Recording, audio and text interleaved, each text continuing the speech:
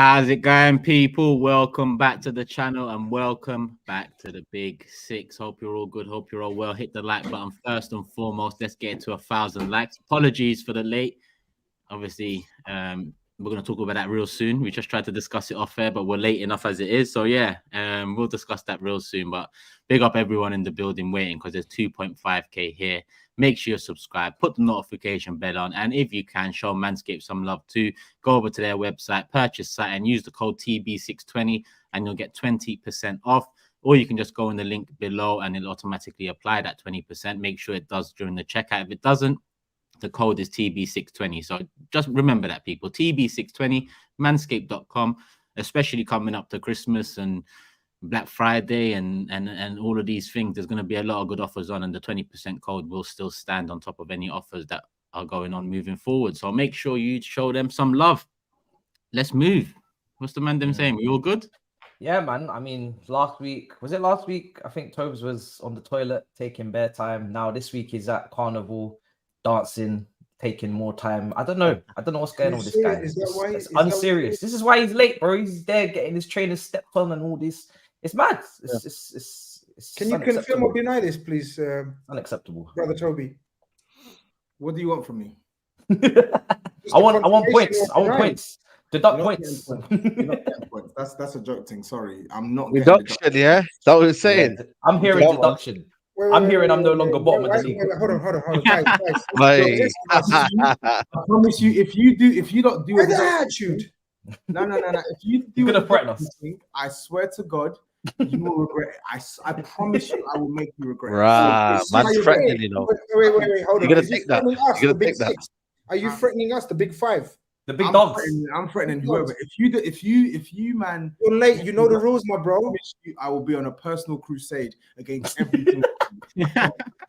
Wow. I'm not intimidated. I don't know about you guys. Okay, but now he said. That's motivation, Grizz. How many points? How many points? Motivation, yo. Well, no, I don't think we should. Because I remember the other one last season. You guys shagged me when I was actually asleep. You absolutely shagged me. I was the only one that got that mad thing deduction last season. Matisse, you know the rules. Now Matisse got deduction as well. I did get a deduction. Yeah. Same as you. No, it wasn't the same as me. It was. It wasn't the same as me. And then to be honest, on top of that, that compounded what I did at the end of the season with the tactics. I'm willing. Normally, it's a 3-point deduction and standard. Everyone knows this. No. But as a first mistake for this season, I'm willing to say 2-point deduction. I don't want any point deduction. That's a shame. Toby, it's got to be something. It's got to be something, Toby. I feel like 2 points. What do you mean? What are you taking? Wait. Sorry. So GRIZZ is allowed to. GRIZZ was. I've seen GRIZZ literally go live at the time in which the allegations, yo. 8 minutes late into the thing. But even though I told you, please, brothers, we get a deduction for GRIZZ then. That's fair then. Brothers, wait, so don't be flip-flopping like that. Listen to me first. Right? If me or Matisse or SAEED or HUGH or even TURKISH is doing something on our own channel because it's relevant to our club, that's different. Man's coming back from carnival and getting pissed on. I didn't go carnival. And drunk on and vomited on and shit, yeah? He's late for the big six. And you're comparing that. Yeah, that's true. That's true. That's true, to be fair. Newcastle assistant manager, innit? Don't come across like question. Innit? Show some respect, bro, innit? Can I ask you a question? Why do you keep thinking I went to carnival? I said, deny it or confirm it. Matisse put the allegation forward. You stayed quiet. You didn't confirm or deny. I stayed quiet. Bro, I hate bashment. And I hate soca.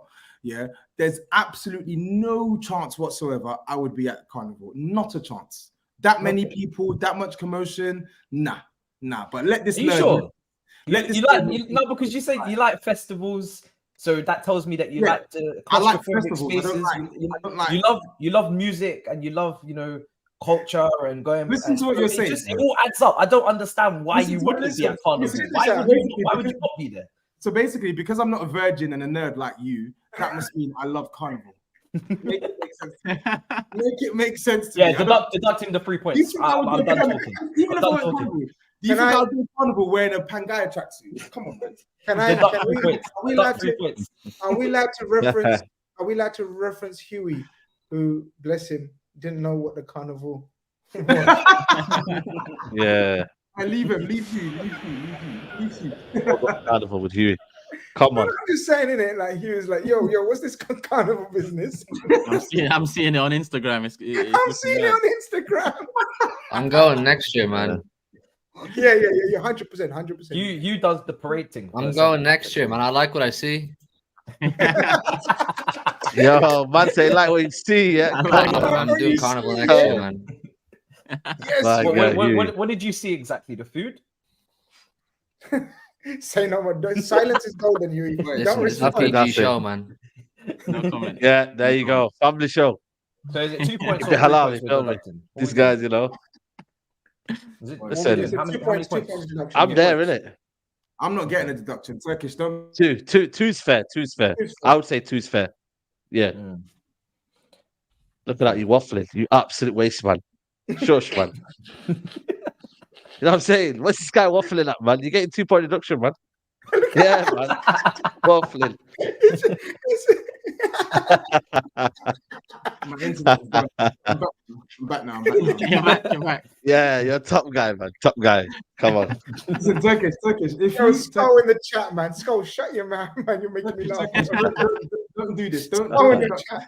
You know why Skull Thuggery is saying deduct him, right? Because he had a 24 hours from hell yesterday. I'm not sure if anyone It's car. you saw it. Yeah, he had a 24 hours from hell, and because I was getting onto him and I told him to hold that, he wants to get back at me. Tell that little bitch to lay on his back at home because he broke his shoulder. He basically injured his neck and his shoulder trying to lift like 60 kg at the gym, man. That's why he's so angry. He's so angry, man. So that's why he's like, oh, the points from TOBS. Hold that, man. Firm your L's. Stop projecting your L's onto me. Hold that. When I saw his car break down, you know what I said to him first? I said, hold that. Yeah. Where's your wild? Yeah, man. Man had crazy, no sympathy. The AA had to come Man, no sympathy. that way. All that Yeah. way, you know? That's With the why. tow truck. I The didn't even know tow that. truck. Yeah, And you were saying, hold that. I would That's have gone crazy. out and checked him, man. I didn't even know Like, that. oh, £350 I had to pay for a £150 tax. I said, yeah, hold that. Yeah. Wow. Bro, I didn't even know about all this, man. I would have gone and checked on him, man. I ain't like that, man. That's Community mad. man. What's going on? That's why he's on me. Yeah. Turkish, don't listen You're to busy on Twitter, man, talking about Nunez. That's why. You know what I mean? You had the hype with Nunez, so you know you were occupied, man. So we didn't want to leave, you know. Okay. Yeah. Let me bring Hugh back in. Yeah, well, we need to have a phone call with Hugh's provider, man. Wait, no, it looks better. Yeah, bro. definitely. Wow, this is Guy much are killing better. me, man. My goodness. Hughie. Bro, this is wild, Wow. man. You've had This a is glow up, bro. champions elect. Bro, Yo, Guy are killing me, come man. on. he's gone carnival and come back. This is crazy. Bro, I'm telling you, Yo. I'm going carnival, man. That's me. I'm there. I like what I see. Yeah, What did you see, though? it's mad. Don't worry about that. What do you mean by that? Don't worry about that. What do you mean by that? What do you mean by that? Listen, we're all in the building. I told you right. We didn't set the rules for this season, so what we're going to do is we're going to set rules moving forward. 10 minutes late, it's 1 point. 20 minutes late is 2 points. Anything more than 20 minutes, 3 points. I think that's I probably. feel like that's a bit kind, no? What do you think? I don't know. Yeah, I think that's a bit kind. Kind. What do you wanna Very do then? nice. Mate, Matisse, are you sure you want to be the one to dictate what's kind and what's not kind, considering you have flouted the rules? Brother, I'm willing to go big deductions, man. The community of the people here are waiting. Yo, Look how he's many- got a look how lot to many lose, thousands- man. Look how many thousands are here. Look how many thousands have been He waiting. don't do Look well at on predictions, so he needs to get them points. These people watching us are from all over the world, right? They have lives to live. They have work, jobs. Yeah. They have communities to feed. They Yes, sir. are Yeah, here yeah. no matter what. Any time, any day.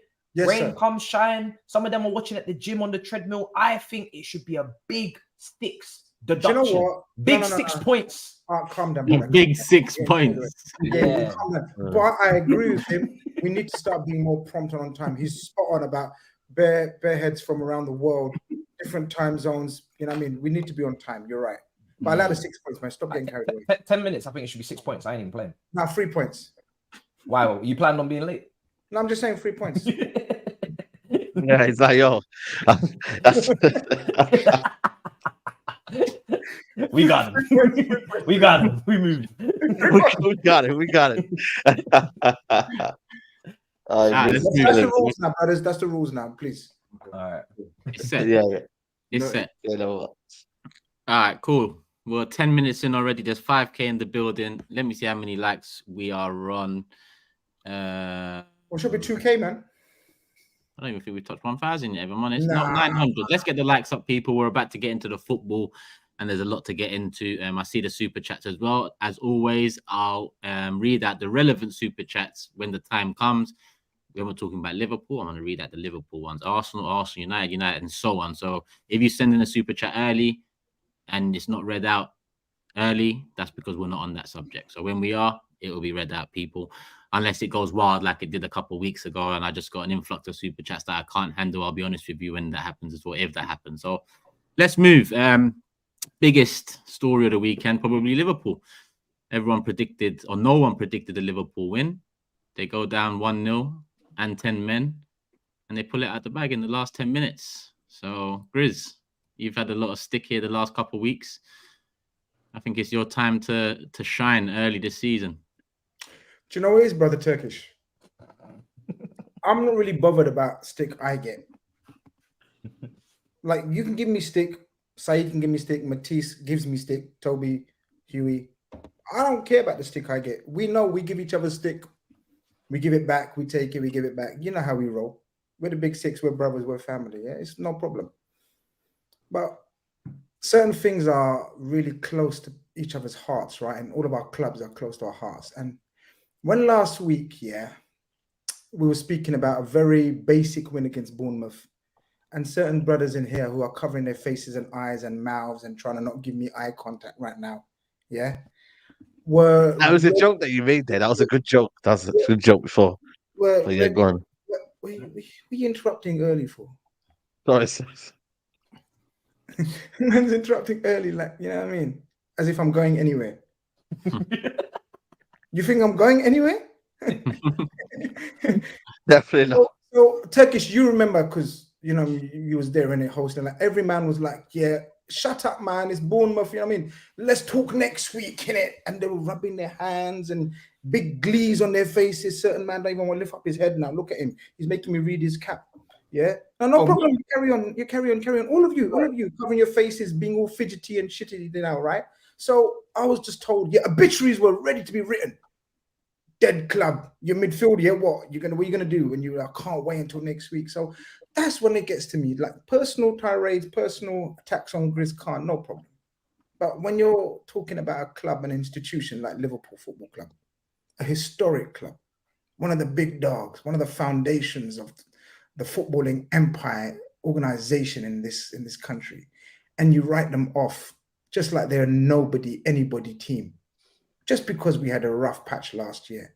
And I told you, do you remember the last rough season we had? And I said, that's when the big dogs was invented. Do you remember? I said, we're going to come back because we're the big dogs. Do you remember? And then we came back and we nearly won it all. And then last season, we had an awful season. And you're like, SAEED's telling me, your team's finished, bro. Era's come to an end and all of this business. Bro, I think what yesterday showed me anyway was there's plenty of life in this dog. We showed heart, spirit, attitude, nastiness, wherever it took. Mentality Monsters 2.0 reloading. You guys already know Newcastle United away right now is one of the hardest places to go in Europe. It is. That's factual. That's factual. To go a goal down with an awful, horrendous mistake from Trent Alexander the Great, who wasn't so great. Then you get your new captain, because Hendo's not there, Milner's not there. The new captain makes a rash decision and gets sent off, and the crowd baying for blood, and the brother Tyndall on the sideline hushing your manager, Eddie Howe, the crowd erupting. Bro, that was peak. What's the word? Under the cosh. Under the cosh. Not many teams can stick in there, stay in there. Bro, brother Toby's team last season found out at St. James Park it can get messy very quickly. Man City had epic encounters there recent times. The 3-3, wasn't it, Tobes? Matisse, Hughie last season. Yeah. Chelsea being turned over on a regular. We know that. United, whatever, innit? Like, you know what I mean? So teams can get turned over very quickly. You have to stay in there. Bro, we had a brand new midfield. 3 new brothers in there. Haven't played together. It was, for me, so warming to see my Liverpool, the one I recognized back. Not in terms of performance, but in terms of the application and desire and the energy. Of course, we could have played much better, but it's difficult with 10 men, of course. Majority of that game we played with 10 men at St. James Park. And then that brother that comes on that you lot got all slander names for, I don't even know, Noodles, what do you want to call him, Punez, what you lot, like, you know, all your dickhead little names you got for him, whatever. And you lot wanted to put him in conversations about flops of the Premier League and what's Nunez going to do? Everything's on him. And I said, yeah, he's got to show me something, no problem. Brothers, have you been reading the stats? I don't want to bore you with stats and facts because this show ain't about stats and facts. It's about raw emotion, opinions. What at the start? The guy started 26 games, and has 21 goals and assists. 26 games he started, 21 goals and assists. Can I ask why you're talking about assists when the guy put away 2 really good finishes yesterday? Why are we talking about Nunez? I'm just giving you facts, innit? Like, why are you triggered already? I'm not triggered. I'm just asking. Let me finish then. I thought you had stopped because you had No, don't go anywhere. Nah, man, Liverpool are back, man. Let him finish. Anyway, I'm just happy to see a lot of haters deleting their tweets, cancelling their streams. I was getting sent of clips of a few certain channels from brothers, and they're smiling. Yo, what happened? What happened? Wait. They're smiling. Listen, it was a bad day for SAEED, What happened? man. What happened? What happened? They're smiling. Listen, right don't now. worry, man. Let him finish his monologue, man. Bloody hell, we've had too many monologues, man. Let him finish it. I didn't even say no names. SAEED done a Man City and Liverpool watch along. Bro, let him finish his monologue, man. We've got time. We've got 6 minutes. I said no names. Go on. This monologue is mad. Go on. Yo, people were sending me, yo, check this out, your brother, blah blah blah blah. I'm not gonna say the brother's name.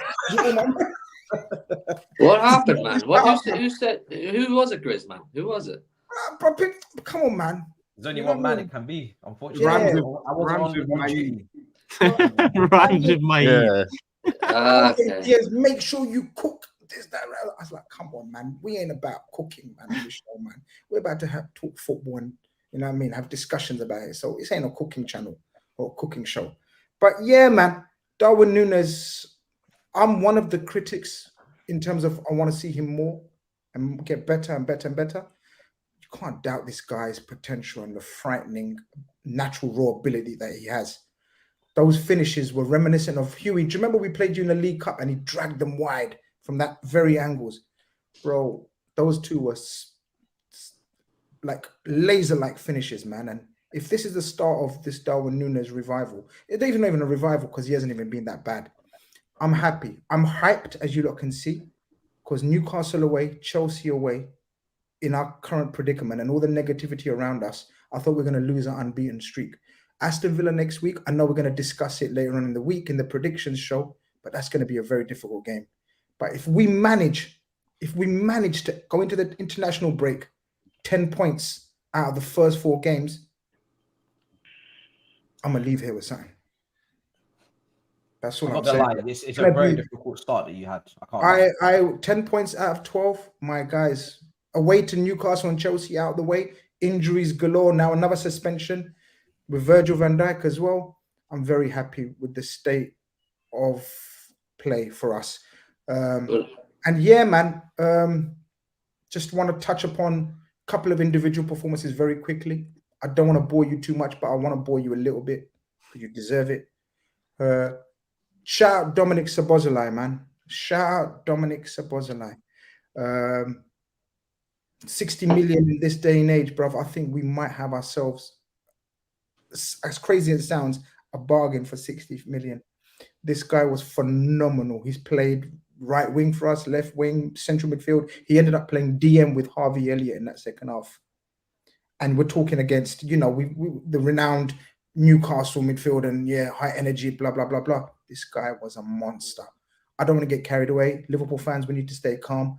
But that's the Hungarian Steven Gerrard right there.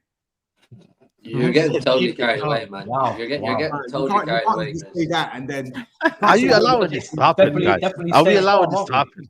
That's absolutely. Are we allowing this to happen, man? Last week, Chris, you were. He said, I want to keep it calm. Let him stand alone on that one, man. Let him stand. You'll never walk alone until now, bro. You'll never walk alone until now. People said I get giddy. People I said get giddy. This guy's getting giddy now. You're getting giddy, bro. Relax. I didn't understand. Uncle Grizz, that was out of Saeed's playbook, that one. I can't lie. Honestly, exactly. You know, this is something I would say. As you are getting, you're the wise man here. So Hungarian Steven Gerrard. He also said that you have injuries galore. How many injuries do you have exactly? Yeah, exactly. To which players? Because from what I can see, everybody's Wait, hold on. One thing at a time. First and foremost, your reactions were exactly how I expected. All of you spoke at the same time. I don't know what any of you said because you couldn't control yourselves and spoke at the same time. So you spoke nonsense. You spoke absolute nonsense there for about 30 seconds. Here we go. That's my opinion. He's the new Hungarian Steven Gerrard. What's it to you? It's nonsense. It's absolute bullshit. Why is it crazy bullshit? You can't label him after 3 games the Hungarian Steven Gerrard. That's a disrespect to your own legend, man. That's an absolute disrespect. You're totally carried away with yesterday. I didn't say he's the new Steven Gerrard. I said he's the Hungarian Steven Gerrard. That's wild, bro. Chris, I'm going to tell you, man to man, that's wild. Clever. That's wild. Tell me why. Clever. Listen to me very carefully when I speak. Has he scored yet, by the way? Has he assisted? Has he done anything? What's this? He hasn't scored. No, this is when you he's the Hungarian Steven Gerrard. This is layman football chat. That's the only thing they have in common is neither of them have won a league. That's all they have in common. Layman football chat. Layman football chat. Has he scored and assisted? Watch the football in it, bro. Watch the game in it. You don't. I did, and you got peppered yesterday. You like for most part of yesterday, you got absolutely peppered. I'm going to say fair play to the heart and spirit to get the win and Nunez with 2 goals. But if I was you, bro, I'd be concerned after yesterday. There were large parts of yesterday's game where you couldn't get a kick of the ball. Great spirit, great heart. I like that. Mentality Monsters 2.0, run with that. But you got peppered for large parts of that game, and a more clinical team would have absolutely put you to the sword. I get you can say it didn't happen, and that's great, and it is great. You got your 3 points, but you need to look at the reality here. Another team, another day, you get absolutely sorted up there. My brother, I think you went to the carnival. I think you're suffering. I wish I went to the carnival, man. You didn't watch the game. You was at the carnival. Bro, you need to go to the carnival and sort your head out, man. You're talking about Hungarian Steven Gerrard. That's wild. You saw things that you wasn't supposed to see at your age, and it's got to you. You didn't watch the game. You did not watch that game, my brother. Oh, I watched that game. That was a rope-a-dope of the highest quality with 10 men, as hard as it gets in Premier League football right now. It was a smash and grab. It was an absolute smash and grab. That's what it was. No problem, brother. As I said, that's your opinion. You stick to your shitty opinion. Can I have my I don't like it. You can't. No, I like you when it's real. I said great heart, great spirit, great fight. That's fantastic, man. Mentality Monsters. Hungarian Steven Gerrard. Face the reality. You got peppered. I'm just gonna finish it. I'm just gonna end it, and then you lot can come and fire away because I sense. Yeah, finish it off, man. Yeah, that's waffle now. Come on. I'm happy to place Liverpool up. You lot all ready to cook this brother right here in front of you. You are ready. You're ready. You get all scripts written, and Liverpool tore up that script. And you lot, I think, are very angry that. And Hugh's response has shown me you're very angry at what Liverpool are. I don't think we are. Bro, you said you want to talk football. You're just gassing up the fact that you won. That's great. I agree with that. You've every right to be happy. But if you want to talk football, let's talk football. Talk about the way the game went. The only thing I disagree with is that Liverpool do not have a lot of injuries. That is factually incorrect. You might be used to saying you have injuries, so now you're saying it every time. But you don't. Can I go through the injuries? Then? Aston Villa and Chelsea have a lot of injuries. You don't have a lot of injuries. Important players as well. Thiago, Curtis Jones, Bejitic, Konate, 4. That's it. Yeah, 4. Okay, so 4 injuries. I've already thin squad that we've got. Thin squad. It's only really Konate, really. Matissshe doesn't start. Exactly. And, Matissshe was a mainstay of our incoming. But he wasn't meant to be though, because there was injuries. That he got a role. Come on, man. It's only Konate. Only Konate, maybe Thiago. Jones, Thiago, Konate. I've just named you players. If you don't want to, get injured, then that's up to you. Come on, man. That's not right, Grizz. Everything you criticize SAEED for, you're doing it right now. Like, if you want us to give Liverpool credit for grinding out, I don't want you to do nothing. Well, clearly you do, because I don't. You do what you got to do, brother. I done what I got to do. I said what I got to say. You say what you got to say. I'm gonna say what I'm saying. What I want to say. Like, if we were like you said, if we want to talk about the game, let's talk about the game, right? Some of the stuff that you're saying now, right? Some of it was true in terms of some people wanting Liverpool to lose, but some of the things you're saying, it just doesn't make sense. You're calling Szoboszlai Hungarian Steven Gerrard right there. Steven Gerrard. If SAEED did this for a Man United player and said, "Oh, he's the Brazilian Cristiano Ronaldo," you would have your pitchforks out for SAEED. No problem. So if I was proved wrong, if he was proved wrong, like he is, every week, then yes. I haven't been proved wrong yet. When Szoboszlai, come on, man. What do you mean? But you've not been proven right either, because there's nothing he's done so far. That's why I said the potentially. Look, tongue in cheek, I said potentially the Hungarian Gerrard. No, you didn't say potentially. You said he's the next Hungarian. You said he's the. He is not. He is the next. He is now. Yeah. There was no grey area. Szoboszlai is good, right? I thought he was good against Bournemouth, but the game against Liverpool, like, you can praise his defensive work. Like, he dug deep. I remember there was a point where he was basically the only midfielder left, central midfielder left. You're playing him and Harvey Elliott central, and Salah and Jota wide, right? But like, you're comparing him to Steven Gerrard yesterday for basically combating in duels, defensive duels. Like, come on, man. Like, surely you haven't watched. Obviously, I've watched 3 I just told you I watched the Bournemouth game and he was good against Chelsea. He was anonymous. You got to remember, he's 22. Chelsea was anonymous. What are you talking about? Look, let's just all calm down a little bit. Yeah. You didn't need to calm down. You just called him Hungarian Steven Gerrard. Let me explain myself in it. I got a reaction out of you guys. You guys know why I done that, and I got the required reaction from you guys. I'm just saying he's got great potential. He's been a marvelous acquisition. Of course, I wanted to just hype it up a little bit and call him the Hungarian Steven Gerrard. But yeah, he's worthy of the number 8. Let's just say that. Let me completely remove myself from what you've been saying, so I can be fair with Liverpool here, because I'm not gonna lie to you. I was waiting on your downfall when I seen 10 men and I seen you're 1-0 down at Newcastle. Yeah, I get it. I was like, this could get ugly. You've lost your captain. You've already got Trent, who's had a moment. And to be fair to you lot, it does not get more difficult than that. And you have to give credit to lose your outstanding centre back and then have to go and turn over, not to get a point, but to go on and win, is very impressive. And I think it speaks to the depth that you have in attack. I still think your defense and midfield would need some sort of readjustment or some sort of addition in the window. But in terms of your attack, you guys have got options. When you're bringing on Jota, you're bringing on Nunez, you have to be like, wow, these lot have actually got a lot of firepower up there. And it showed, man. And I mean, I could definitely say I'm disappointed in Newcastle as well. I'm definitely disappointed in Newcastle. You know what? After all I feel like with all the hype, Newcastle, I was like, you know what? You got a man advantage. You're gonna take the game. You're gonna control it, and you're gonna pick them off now because they've got 10 men, and it's difficult. You're at home. You got the crowd with you. It's not like the Etihad where I was disappointed that you didn't, try and at least attack in the last 10 minutes and string together 3 or 4 passes together, show some sort of counter-attacking. No, fine. Now we go to Liverpool. You're at home. They got 10 men, and you let them back into the game in terms of the full overtime was mad. But now, massive shout out to Salah for the pass as well, because I've been saying last season, I want to see the playmaking. Yeah, his last 2 assists have been insane. Yeah, the pass was unbelievable. Mad assist. Remember, we done a prediction of like who's going to get the most assists, and I went for Salah, and I said it for a reason. He's refined his role. I kept telling you, look, he's not going to be that 30 goal. He may get 20, 25 goals, but I said he's not going to be the top scorer because we got Jota and Nunez now who score goals, and Gakpo. But he's going to be playmaker. He's refined his role, and not even just that pass, guys. The way he was linking up play, it's a different Salah we're seeing, different type of attacker. And look, jokes and banter aside, it was a very encouraging performance because at the end of the day, as you said, 10 men, and according to Hughie, they ripped the shit out of us, but it took a crazy Trent error for them to score the only goal of the game.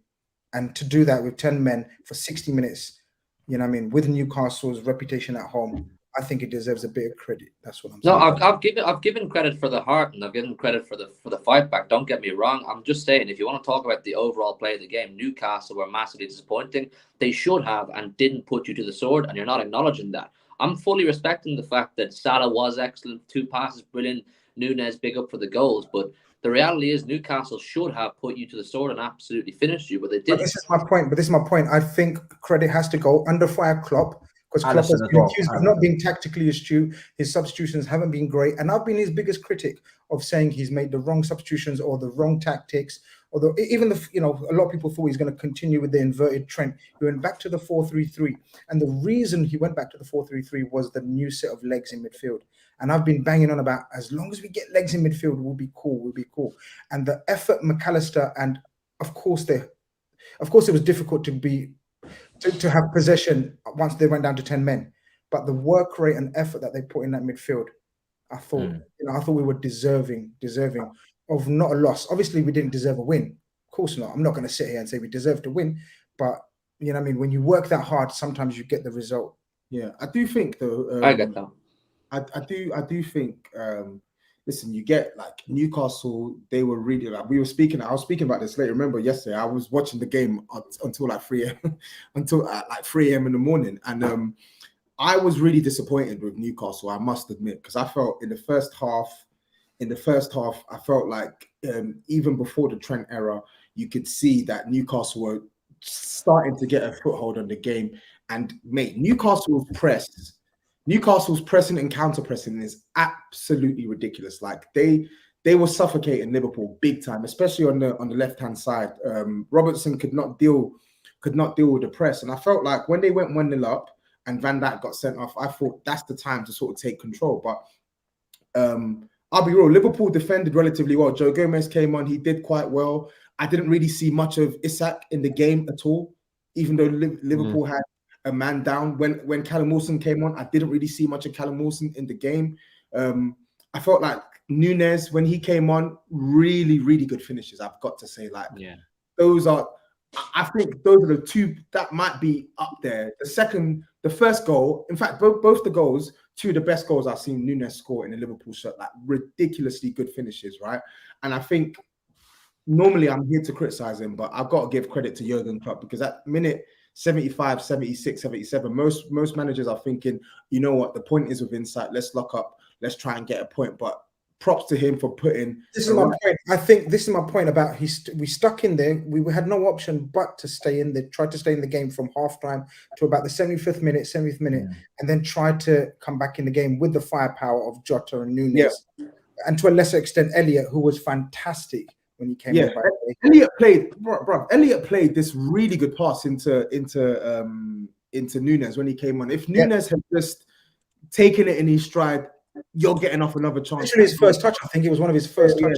So, like, honestly, credit to Jurgen. Obviously, Liverpool rode their luck a little bit, and I think we'll get onto Newcastle later, because I think their play on the ball, Tonali in the second half, really horrendous. Almiron, wasteful with the ball. I don't know why Eddie Howe took off Anthony Gordon, because he was destroying the life out of Trent on that left-hand side. Honestly, Newcastle made a complete mess of that game, a game that they really should have gone on to win. They made a complete mess of it, but Jurgen Klopp making those subs, bringing on Nunez, bringing on Jota, bringing on Harvey Elliott as well, like, it made an impact. And all of a sudden, Liverpool were carrying a threat, and all of a sudden, Newcastle just looked ropey. So, listen, in the Premier League, if you don't get your chances, you get punished, and you cannot be letting the game get. Look, I get from the opposite. How many minutes left, man? I get from the rivals' point of view in terms of disappointed with Newcastle. I think that stems from the fact that you were so dying to Newcastle to spam Liverpool, so you're disappointed that they didn't do it. And there's an expectation with 11 men as well, though. I'm coming from I'm coming from the praise where praise is due, because we have been under fire and criticized left, right, and center from all of you, and including and me as well. I've been disappointed with some of the performances, but that's now, guys, and we keep talking about this now. That's 14 games now unbeaten. There's not many teams apart from Man City We keep saying it again and again. I've got the pedigree to go this many games unbeaten. So coming in from last season and this season, that's 14 games. But don't you think it's annoying though, Grizz? Because it's like, well, not for you, but from you can sorely see our perspective here. Because in this 14-game stretch, whilst you've gone unbeaten, there's at least 5 or 6 games where you're thinking, how on earth are Liverpool not? How on earth are Liverpool this is game without a defeat? And that's what annoys me. 4 out of 6 points. It's annoying for you, of course, but it's pleasurable for us. To know that we're still not losing, even that we're not great, and we're going through this transition of players. I've just told you we had a near enough new midfield. Imagine all of you lot having a total brand new midfield. How are Chelsea coping with a brand new team? Not very well. Arsenal make a couple of changes. Yeah, I've only seen my brand new midfield for 1 game. Okay, no problem, man. No, Grizz is right. I didn't have it against Liverpool because they were. Take out all your midfielders. Take out all your midfielders. Place them with 3 brand new ones. Takes time. We're going through a transition. Yet we're 14 unbeaten. I get what you're saying, Toby. You know what I mean? It is frustrating. It's annoying from you lot's point of view. Like, oh man, how you still 40? Like, I don't even think you lot realize what I just said there. 14 games. I don't mind because you're not thinking what? 14 games unbeaten. Exactly. I don't really buy into that run though. It doesn't bother me. You know why I don't buy into the run? It was go on, Matisse. So because it's over 2 different seasons, it doesn't bother me. Yeah, and also the run. Well come on, man. You know what I mean? United pretty much wrapped up that top 4. You know what I mean? It was a case of when you play under pressure and when you play pressure, it's different. But I'm glad, man. I'm glad, you know, Grizz has got his mojo back. No, you just said. No. Can I finish, bro? I'm hearing you, bro. Can I just finish? Let me land, man. Let me land. Well, you better I'm happy for Grizz. I've been getting sent messages and all sorts and clips of you. Bro, let me land, man. Let me land. You know what I mean? I'm happy for Grizz. I think he's got his mojo back. The mentality monsters are back. You know what I mean? Even though he didn't predict a win for Liverpool, he's here giving everyone the large. And listen, man, give credit to Jurgen Klopp and whatnot. I do think Trent should have been sent off, if I'm being honest with you. I think that's 2 yellows. I think he should be sent off. Listen, this is my opinion. I think that's a red card. I think the other one, Van Dijk, was a red card as well. Simple as that. I think where the game changed. Why stop there? Why stop there? I think Szoboszlai should have got sent off as well.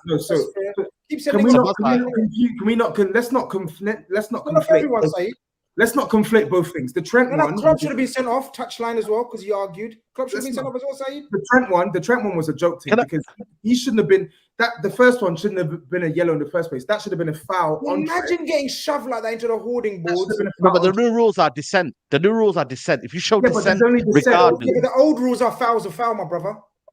The new rules, old rules, when you get shoved into a hoarding board, that's a foul.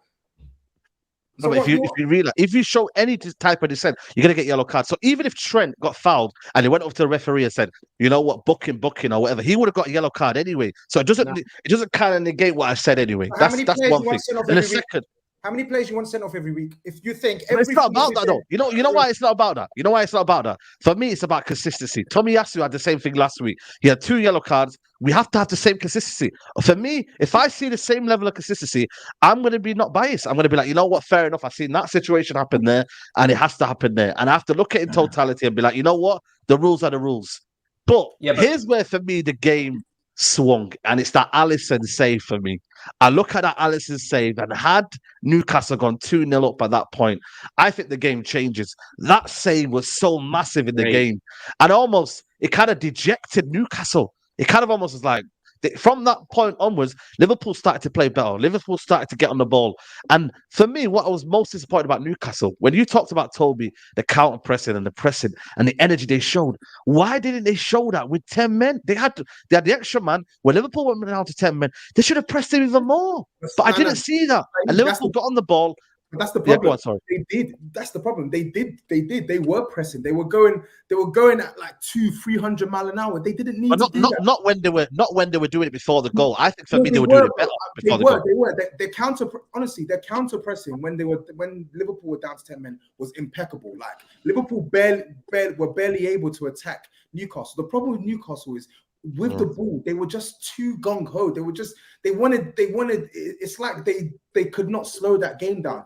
I was watching the game and I was seeing Tonali in the second half. Like, he would do some nice bits of play here, but he would just fumble the final pass. I'm just thinking, why do you keep giving the ball away? I check his pass stats, 75% pass accuracy against 10 man.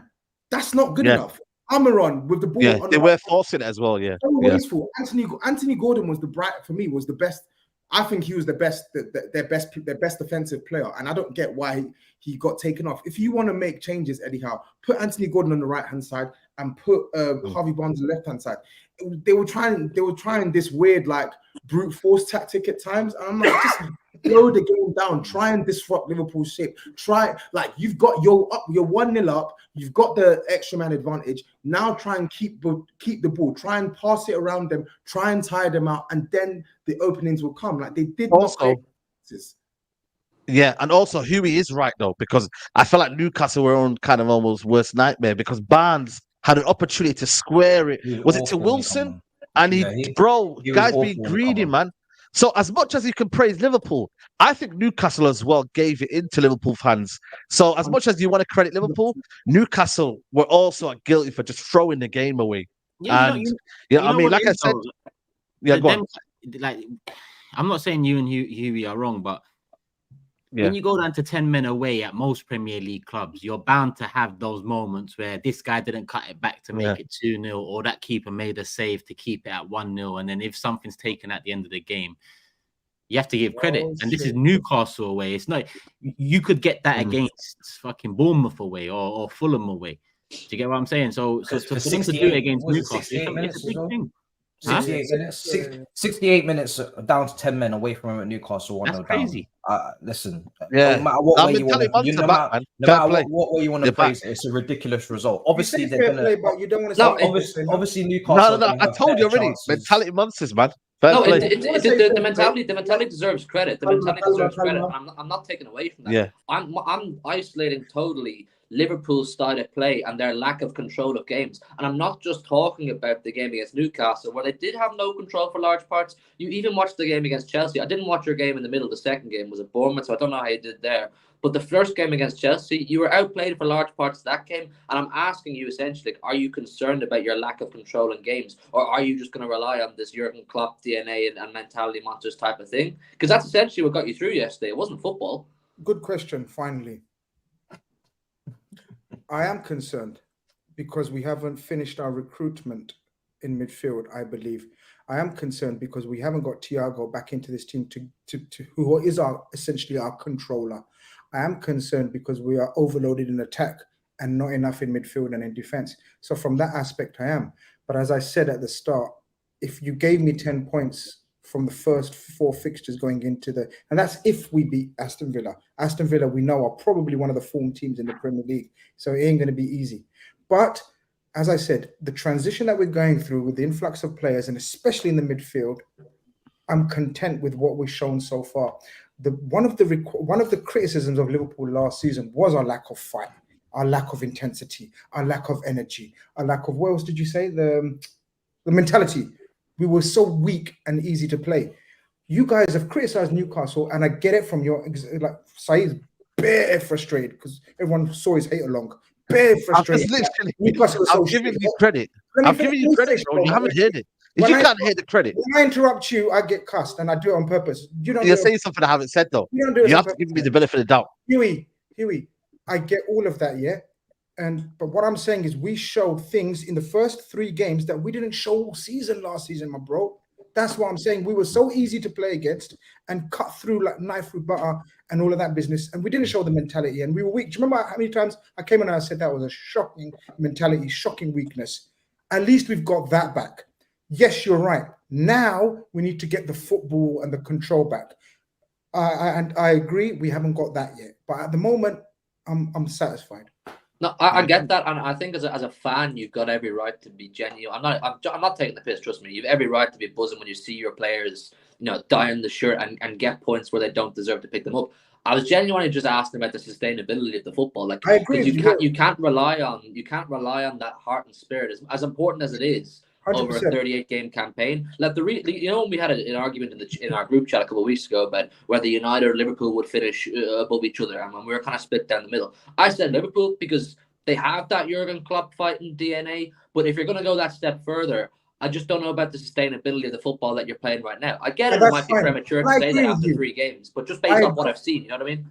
I agree with you because But as I said, from my point of view, and Liverpool, most Liverpool fans' point of view, we need to show the hunger and mentality as a base foundation, because that's what we didn't have last season.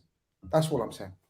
Yeah, we do have to move on, but there was a couple of players I wanted to mention that's just been mentioned by SAEED and TOBS. Alisson, that save in particular, that was mad. And I don't think Nunez got the flowers he actually deserves for what he done on this show so far, because last season I looked at Nunez and he was doing most things, if not everything, right up until in front of goal. The finish, yeah. He had 2 chances and he bagged the 2 chances. And this could be the start of something. It could be nothing. But this type of a performance off the bench, surely, because number one, GRIZZ, yeah, I was confused as to why Gakpo started up top after Jota, who started the season quite well, goal and assist in last game. That confused me because I thought if there was going to be any change up top, Nunez would come in. Gakpo comes in, so that's probably another knock to Darwin. He gets called up in the last 10 minutes, big 80 million signing, and he comes in and then he does surely he starts against Villa, GRIZZ, no? Because I've had him in my fantasy team as well, so I've got some chips in this race as well. That's why you're saying this. He was on my bench, bro, scoring 2 goals. I thought Jota was unlucky not to start, but I knew Gakpo would start, especially away to Newcastle, because of the fact that it's going to be 3 new midfielders, and Gakpo's got that ability to drop back and help out the midfield, and his physicality as well. Joe Linton, Bruno Guimaraes, very physical, strong players. I know Sean Longstaff came in, Tonali started. But, you know, they're a very big physical team on set pieces as well. Like Dan Burns and the 2 centre-backs. So we needed Gakpo's height on set pieces as well, which we knew was going to be crucial. But I agree with you. By the way, we haven't even spoken about Jota's contribution when he came on. He's just such an intelligent player. I told you, he doesn't get the headlines. But he's one of those players that every team must have, man. He's just so intelligent. He analyzes the game from the sideline and then knows what to do when he comes on the pitch. And yeah, I agree with you. Jota could have started. But that's the beauty of having the options and the depth we've got. Now I believe Gakpo is going to have a little rest. No problem. Now it's going to be out of Nunez and Jota to start. So horses. Do you think the fan base appreciate Nunez, GRIZZ? Do you think the fans appreciate Nunez? What do you mean by that? That's a serious. Just because obviously. No, I just think for me, you know what I mean? Obviously, he's always, when he comes on the pitch, he's always giving a lot to the badge, you know what I mean? He's scoring important goals, like you say. His GA is quite high in terms of his goal ratio to game. Like, do you think the fan base appreciate Nunez? Every fan base of every club will have their favourites. No fan base is always fully, unified on a player. And that's the way it is with Liverpool, man. Some players rate him, some fans rate him, some players don't. But as long as he does his talking on a pitch, I'm good with that. Listen, we've got a few super chats in, so let's move on to the super chats. Liverpool related ones first. Indian Scouser says Jason Tindall and Newcastle hold that emphatically, hold that tragically, hold that drastically. Shout out Matisse, big up to you all. Love for that, my guy. Hope you're good. Tricky Redman says wasting time and descent gets you a yellow easier than fouling players multiple times on the pitch. Madness. can sense some shade there. TMB says, big up the panel once again. Liverpool and Spurs on the up. Chelsea left to completely make things right in the universe. Musa says, Liverpool are the most romantic club in England. It's not even funny. The amount of times shit like this happens to us. I love it. Nunez, Shabozlai. Love for the super chat, Musa. KL says, to GRIZZ. GRIZZ is not currently on camera. I don't know if you can hear, but here we go. To GRIZZ, your arrogance when Liverpool win is annoying. You got a fluke win and gave it the big one. Do it consistently, then talking absolute rubbish. I'll answer for GRIZZ. Okay, no problem. Thank you for the super chat. Thank you for the super chat. Mamar says, also can't lie, this is a mad take, 100%. But for me, the only goalkeeper I'm taking above Alisson is Prime Neuer. I don't care. The guy is something else. And that is crazy still. I don't think it is crazy. Not saying he's not in with a shout, but to say it clear is crazy. I've seen that today. You know, a lot of he's better than Schmeichel. He's better than, I don't know if you've seen it online today, but Alisson's been getting a lot of props. This is a top goalkeeper. I think, you know what I mean. He's definitely a Premier League great and whatnot. But listen, man, too early for them conversations for me. But can I? So it's the Van Dijk thing all over again, right? So is it too early for the conversations because of the time? Because if we're talking about time, okay, fine, maybe he needs to do his bit, fair enough. But if we're talking about quality of goalkeeper, his ability to save shots, his ability to distribute, his ability to be big in 1v1 moments, his commanding presence inside the box, right? We're talking about, for me, this is easily one of the best goalkeepers I've ever seen in my life. Like, that's a fact. Like, he's absolutely ridiculous. I'm sorry. He is a ridiculous goalkeeper. So when we're talking about comparing to Schmeichel, to Cech, to all of these guys, like, I'm at a point now where I'm like, F it, why can't we compare? Like, he's a freak. He's a freak, Alisson, man. He's a freak. He is that good. Like, why are we? What do we gain from pretending anymore? Like, what do we gain from pretending? No, he has to be in that group. He has to be. Like, he is in the conversation. If you look at the years that Liverpool were on top and winning trophies, he was insane. Even since they've fallen off, he's still been probably the only man that's been consistently class while Liverpool. Like, he saved them last season. It could have been a proper disaster for Liverpool if it wasn't for Alisson. We could have been 12th. Bro, you could have been down there with Chelsea and them, man. You know what I mean? You could have been really embarrassed, but Alisson saved you. Like, people are too afraid to throw current players into those brackets when some of them, they do warrant it. They genuinely warrant it. But also, Alisson, for me, does. But also, there's a lot of recency bias. Like, the kind of, for me, the stress of recency bias is a lot, though. I get it. A lot of people do have nostalgia and whatnot, and people will assume that, you know, Schmeichel is ever great because he led Man United to multiple trophies. But I do think there's a lot of recency bias in it. Like, it's only come yesterday because of the result. Like, because of the way Alisson saved it yesterday, there's now a conversation for Alisson. Like, everything's about recency bias. Like, I mean, I respect Alisson a lot, but it has come from yesterday and that save that he made. The reason why I don't agree with that is because we literally did the big six goalkeepers, right? And Alisson's name in the Prem, and Alisson's name was mentioned. And if everyone was to put a top 5 even before yesterday, right? I'm sure Alisson Becker is probably making a lot of people's lists here. Yes or no? No. I mean, name 5 people in the Premier League that are above him. Oh, Premier League list. Yeah, Premier League list. Yeah, but the thing is, this guy said Neuer, so we're not talking Premier League here. That's why exactly. We're not talking about Premier League. We're talking about all timers. Yeah, that's what I was saying. I wasn't talking about Premier League. Premier League is in the conversation. Michael comes into it, and Buffon comes into it. There's been some keepers. No, man, I'm not. Look, we're getting on to serious football chat, and I like this part of the show. Yeah. Serious football chat. You know what I mean? So I'm not saying he's better than any of them, but I agree with Toby in terms of, was it Matisse said it? He's in the conversation. You can't. Of course. Like, look at those keepers that you've mentioned. They're Hall of Famers. They're elite monsters, legends of the game. Yeah. So I can't sit here and say Alisson. Nah. Alisson above all of them. Nah. But there's gonna be conversations to be had, and he's still 30. Someone just reminded me. That's madness. Like, he's still got a couple of years. And just going back to that save, guys, it was like, the way Gary Neville just nonchalantly talked about, like, as if he's just like, yeah, man, he just punched away a corner. That was a full flush volley from the penalty spot. And not only his save, but did you see he's a 6'4" monster? Big block. The reaction to get up and palm it away was insane, man. But yes, brother Saeed's, you know what I mean, amongst a lot of hate, said one good thing earlier, where he said that was inspirational for the team, man. Because when you see shit like that, you think, yo. Yeah, definitely. I just want to say as well, I know we've taken a lot of time on Liverpool, and I don't know big dogs. I don't know if that's a tactic from Turkish, but we will get into Arsenal properly. Yeah, let's go. If we have to skim over everybody's games, we will, because Arsenal, you're not going anywhere. I honestly why are you on that? I don't get it. I'm here. Don't even try. You man are starving. You man are starving. That's what I'm saying. Nah, man. Chicken wing time. Chicken wing time. Everybody won their games. Wow, you got his chicken wing ready. Yeah, man. There's some people have been sending me some stuff, man. Turkish is mad. Here we go. Don't worry, man. I'm sure people have been sending you stuff. But let's finish the Liverpool super chat. We've got enough time, Matisse. I don't know why you got so worried about time. We're still under an hour. We've got 2 hours. I don't know what you're worried about. An hour on one game. It feels like we're going into a little bit extra time, penalties. I don't know.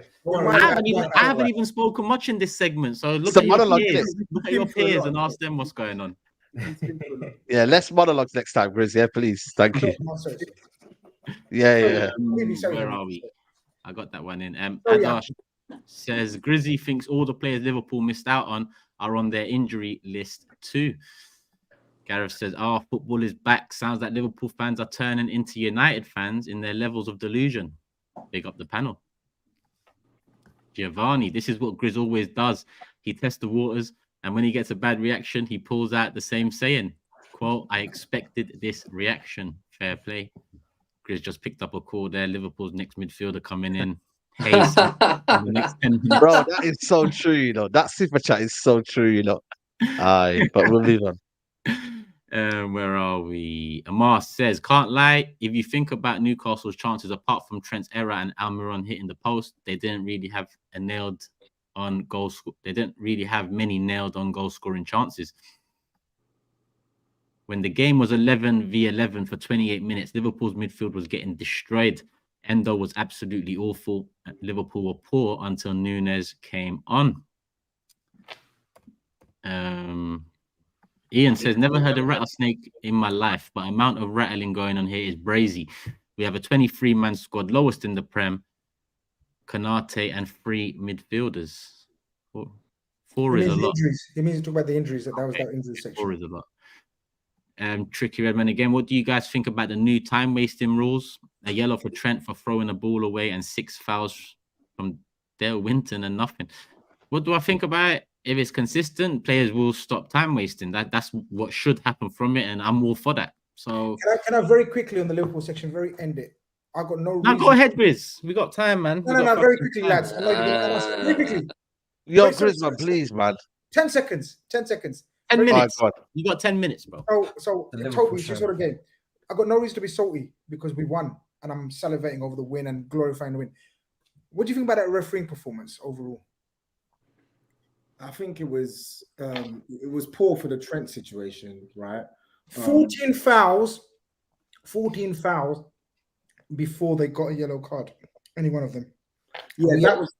I think they get. I don't know why, and I'm seeing this a lot. Like Newcastle, like don't get it twisted. They're a very good team, but they are overly aggressive. They're overly aggressive. And brother, that Dale Winton that the brothers are referring to, he was on Fernandinho Rodri levels of getting away with murder.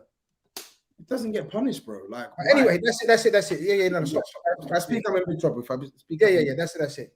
Move on, Arsenal. Yeah, man, you two. I know, Toby. I know you got affection for Liverpool, but stop this now, yeah. I don't have. Yeah, I mean, allow it. Come on, man. This guy, man. Let's talk about Liverpool, man.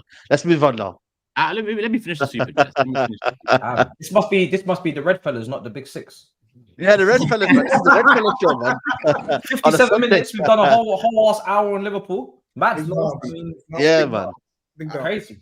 Jiva says Liverpool fans were the celebration police 2 weeks ago. They beat Newcastle, whom they beat away last season too, and now they're celebrating like they won the league. My brother, remember when Jurgen Klopp celebrated against West Brom in his first team? This is Liverpool 2.0, and that celebration is for the Liverpool 2.0. So hold that.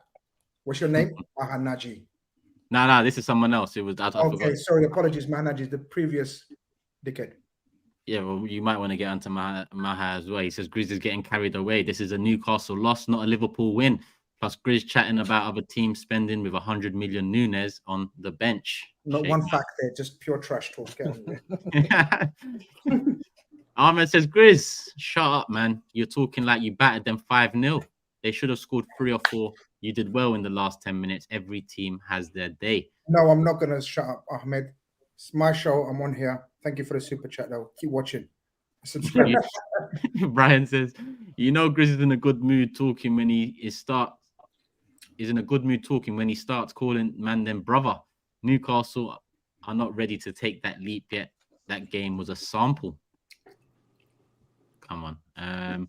I always call these brothers, man. What do you mean by that? SAEED, do I not call you brother in normal life? Like we told Yeah, definitely. Brothers, man. Allow trying to do over analysis on me, yeah? Not one prediction. Callum. LFC says not one prediction for a Liverpool win. The disrespect shown to Liverpool's squad and managers unreal. Will easily finish above United, Chelsea, and Spurs. Arsenal, maybe. Anyone's predictions, by the way, changed after 3 games? Did GRIZZ predict a Liverpool win? No. So no. You're talking to the wrong person. Chat to him. Yeah. A couple more. Honesty says, fun fact, Pep said the matches I lost against Liverpool were the matches that City got the most ball possession. Liverpool is ball possession. Liverpool possession style. I don't know what this guy's saying. Mr. You dickhead. Mr. Average says, great show, lads. Hey, I'm trying to get you there. Sultan says, down to 10 men at St. James, and to get 3 points is incredible. Not many teams will go there and get 3 with 11. SAEED, cry with your dead team. And Gareth says, is Alisson like Gundogan, Hugh? Uncomfortable conversations. Nothing uncomfortable about that, my friend. Last one here from Alex. Newcastle can hold that. SAEED doing a 5-hour watch along, ending in tears, was sensational. Matisse, shush. We all saw that football on Friday. Liverpool are back. Was it 5 hours? Yes, SAEED? Back to back. Yeah, back to back. Okay. Yeah. Say no more. Long day. Yeah, we'll move on. Long day, man. Long day. Football focus. Yeah. Well, that's it. Yeah. Cool. That's all the predictions for Liverpool. We've got 7.6k in the building. We've got 1.9 thousand likes on the board. Let's get it to 3,000 people. Let's keep the trend going, because the last however many shows we've done on this channel, big numbers, big likes, a lot of comments. That's what we like. The engagement needs to be high. Hit the like button. Subscribe to the man, then my channel, HUGH channel, SAEED's channel, GRIZZ's channel, TOBS' channel, and Matisse's channel, all in the description, as well as Skull Thuggery people. Like TOBS said, he didn't have the greatest of days yesterday, so go and subscribe, show him some love. And obviously the Big Six social channels as well. At the Big Six Show, obviously the 6 has the number 6. You should be used to it by now. Insta, Twitter, and TikTok, all the same, at the Big Six Show, where you can keep up to date with predictions, tables, next shows, Mank Talk as well. There are a few episodes in now. Next one coming this week, so make sure you're subscribed. Follow us on the socials, and let's keep it moving. SAEED, what's a comeback? No.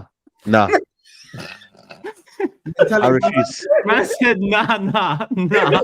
I refuse. I respect it. No, I generally refuse, man. I refuse to speak on United before we talk about Arsenal. It's absolutely unacceptable. Arsenal, let's talk. You know what? It's funny enough you start with me, because somebody sent me something on Instagram. You know, you get these Instagram requests, yeah? And there was a little, in the watch along, there was a thing where Turkish at the end should be game, set, and match.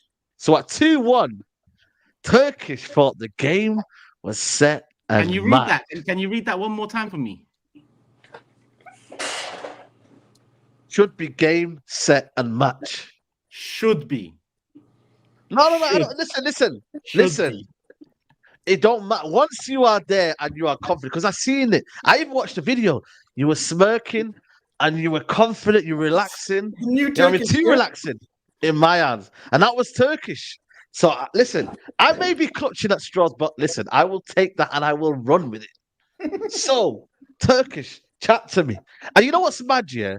I said on this show, Arsenal are not quite well. They don't look the same. And I did question Arsenal. I said, it's not enjoyable to watch. And all you Arsenal fans in the comment, SAEED's chatting rubbish. What's he talking about? And then on the weekend, I see Arsenal fans in meltdown.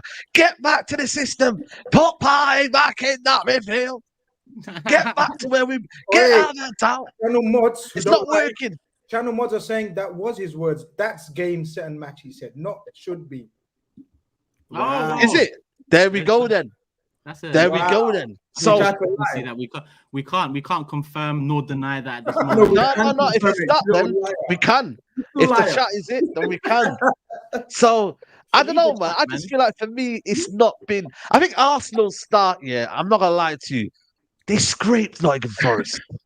They just about got past Crystal Palace, and they drew against Fulham. I don't know, man. I think we've not been talking about Arsenal in that kind of way, just because last year, they nearly got the league. They nearly won it. It's okay this year. But now, the pressure is now on. Arteta's doing all this tinkering. And I'm not gonna lie, the fans are not happy. I'm hearing Turkish. You want Xhaka back? Xhaka. Again, you're gonna have to read out my words. Well, listen. What were your words? And can you tell us the truth? What were your words then? Because listen, I'm seeing. Yeah? You know what? I expect the YouTube comments and the Twitter people to take things literally. Yeah, I'm watching. I'm watching Kai Havertz now, and I'm missing. Yeah. I'm not gonna lie. Saying life change, basically. Does that mean I literally want Xhaka back? No. That means why are you missing Xhaka though? Because I was told for 40, 50 million. That's a good Broski. If I'm talking to explain it, cutting me off ain't gonna help you. No, it is. Cutting me off ain't gonna help you. It's actually the title of the Did you not want me to talk, or do you want to talk? Because it's I want you to talk, but I want you to add some more. I let people talk. I let people talk who like to talk. You find out how full of shit they are. So TOBS, Matisse, SAEED, we've already found out. Have I said anything yet? Don't shoot the messenger. Don't shoot the messenger. Go ahead. Don't shoot the messenger. I want to hear it from you because I don't want you to shoot things. And the only reason why you're saying I was watching, only reason why I interrupted you is because you said something that really stuck out to me. You said I was watching Kai Havertz and I was missing Granit Xhaka. But hang on a second, slow your road. Let's go back 2 months ago. You told me that Kai Havertz for 40 to 50 million is a good pickup. That's what you told me. He comes in, good squad player. That's what you told me. Yes or no? I told you for 40 million max, I'll take the deal because he can be a good squad player. What are we seeing now? Is he a squad player or is he being the focal point of the team with players getting moved around? That's what you're seeing. You're seeing the same player you saw at Chelsea. But listen. You're quoting something I said 2 months ago, but the reality is very different 2 months later. He's been put. Bro, are you gonna let me talk, or do you want to talk about Arsenal? Should we make Arsenal your segment? I don't want to talk about Arsenal. This is what they do, Turkish. This is what they do to me. You can talk about your team performance with Matisse and SAEED. I didn't watch your game. I want to talk about Kai Havertz. That's what I want to talk about. Yeah. We can talk about Kai Havertz, but if you actually watch the game, everyone was poor. Kai is just the reason for Partey being right back. Kai is the reason for, this whole new kind of tactical setup we're going with. So Kai is going to receive the brunt of it. But if you watched our game, we was poor in general, all around. SAEED's kind of off the mark by saying we scraped past Forest and Palace. I wouldn't say we scraped past them. There was definitely worrying moments towards the end of the game, but we didn't scrape past them. We deserved our wins. Like we probably deserved the win against Fulham. But the facts of the matter are, SAEED's right when he says that we haven't really progressed in terms of our style of play, creating chances, conceding goals. He's right there. And the first 2 games showed concerns. The third game caught up to us. That's how I see it. So really and truly, how do I analyze Fulham at home 2-2? I'm vexed. But the Man United game's around the corner now. We got Man United next. Yeah, we got Man United next. SAEED. Arteta is inexperienced. He has no credit in the bank in terms of being that manager that's revolutionary, right? He came close last season, cool. He's making a tweak to it now. Is it tactical flexibility? Is it tactical genius? A lot of pro-positivity fans are saying that. Or is it top-level inexperience? I'm kind of leaning towards that because you don't really change up as much as we've changed up a team that competed last season just to fit in a Kai Havertz. So my Xhaka thing has been taken too literal by the internet because the internet takes everything literal. Do I want Xhaka back? No. At the time, I even said I'd rather keep him as a backup and buy another 8. If I knew that 8 was going to be Havertz, then I'd be starting Xhaka ahead of him anyway. So, at the end of the day, we've drawn to Fulham, but it's not the end of the world. I mean, you're right. It's not. But I just City are the only team with 100% record. I did watch Match of the Day, Turkish, right? And I saw a lot of your fans giving Ramsdale a hard time for the first goal. And I'm actually going to say something that's surprising to you. I'm going to actually defend Ramsdale here because I don't think it was his fault for the first goal. I think it was God's fraud's fault. Actually, sorry, no, God's child's fault. I think it was God's child's fault. Who's God's child? I think it was God's child. I think it was God's child who gifted Fulham with a clear sight at your goal for the first goal, and I'm not seeing a lot of criticism from when he lands in your country, he's treated like a king. Remember that.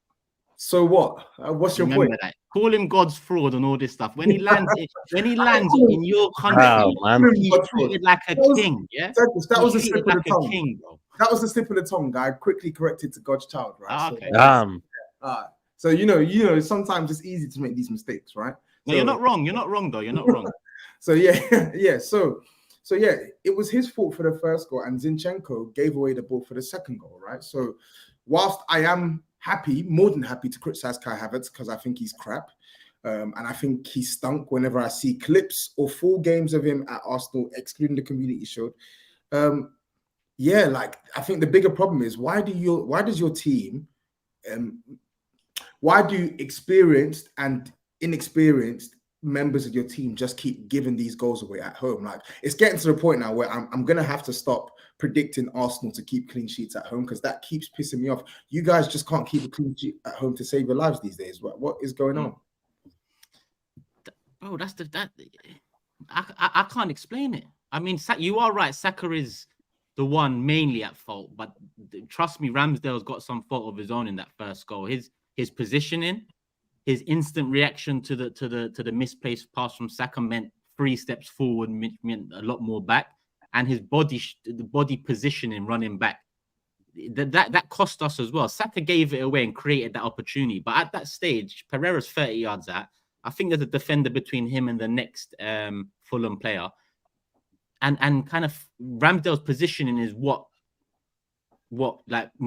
pushed Pereira to take the shot. So yes, Saka's at fault first, Ramsdale's at fault second. But the issue about conceding goals, it's the third time we've conceded in the first 2 minutes in the last 9 games at the Emirates. Third time we've conceded in the first 2 minutes in the last 9.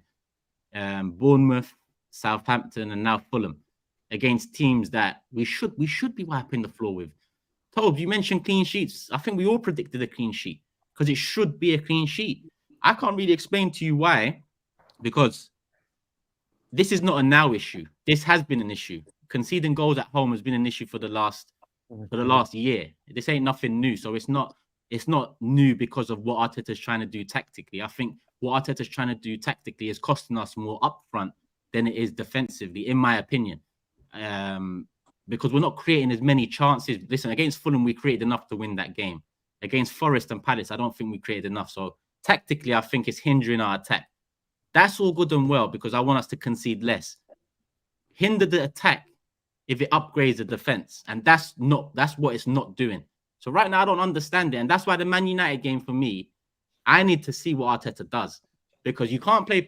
In my opinion, you can't play Partey right back against United. You can't do that.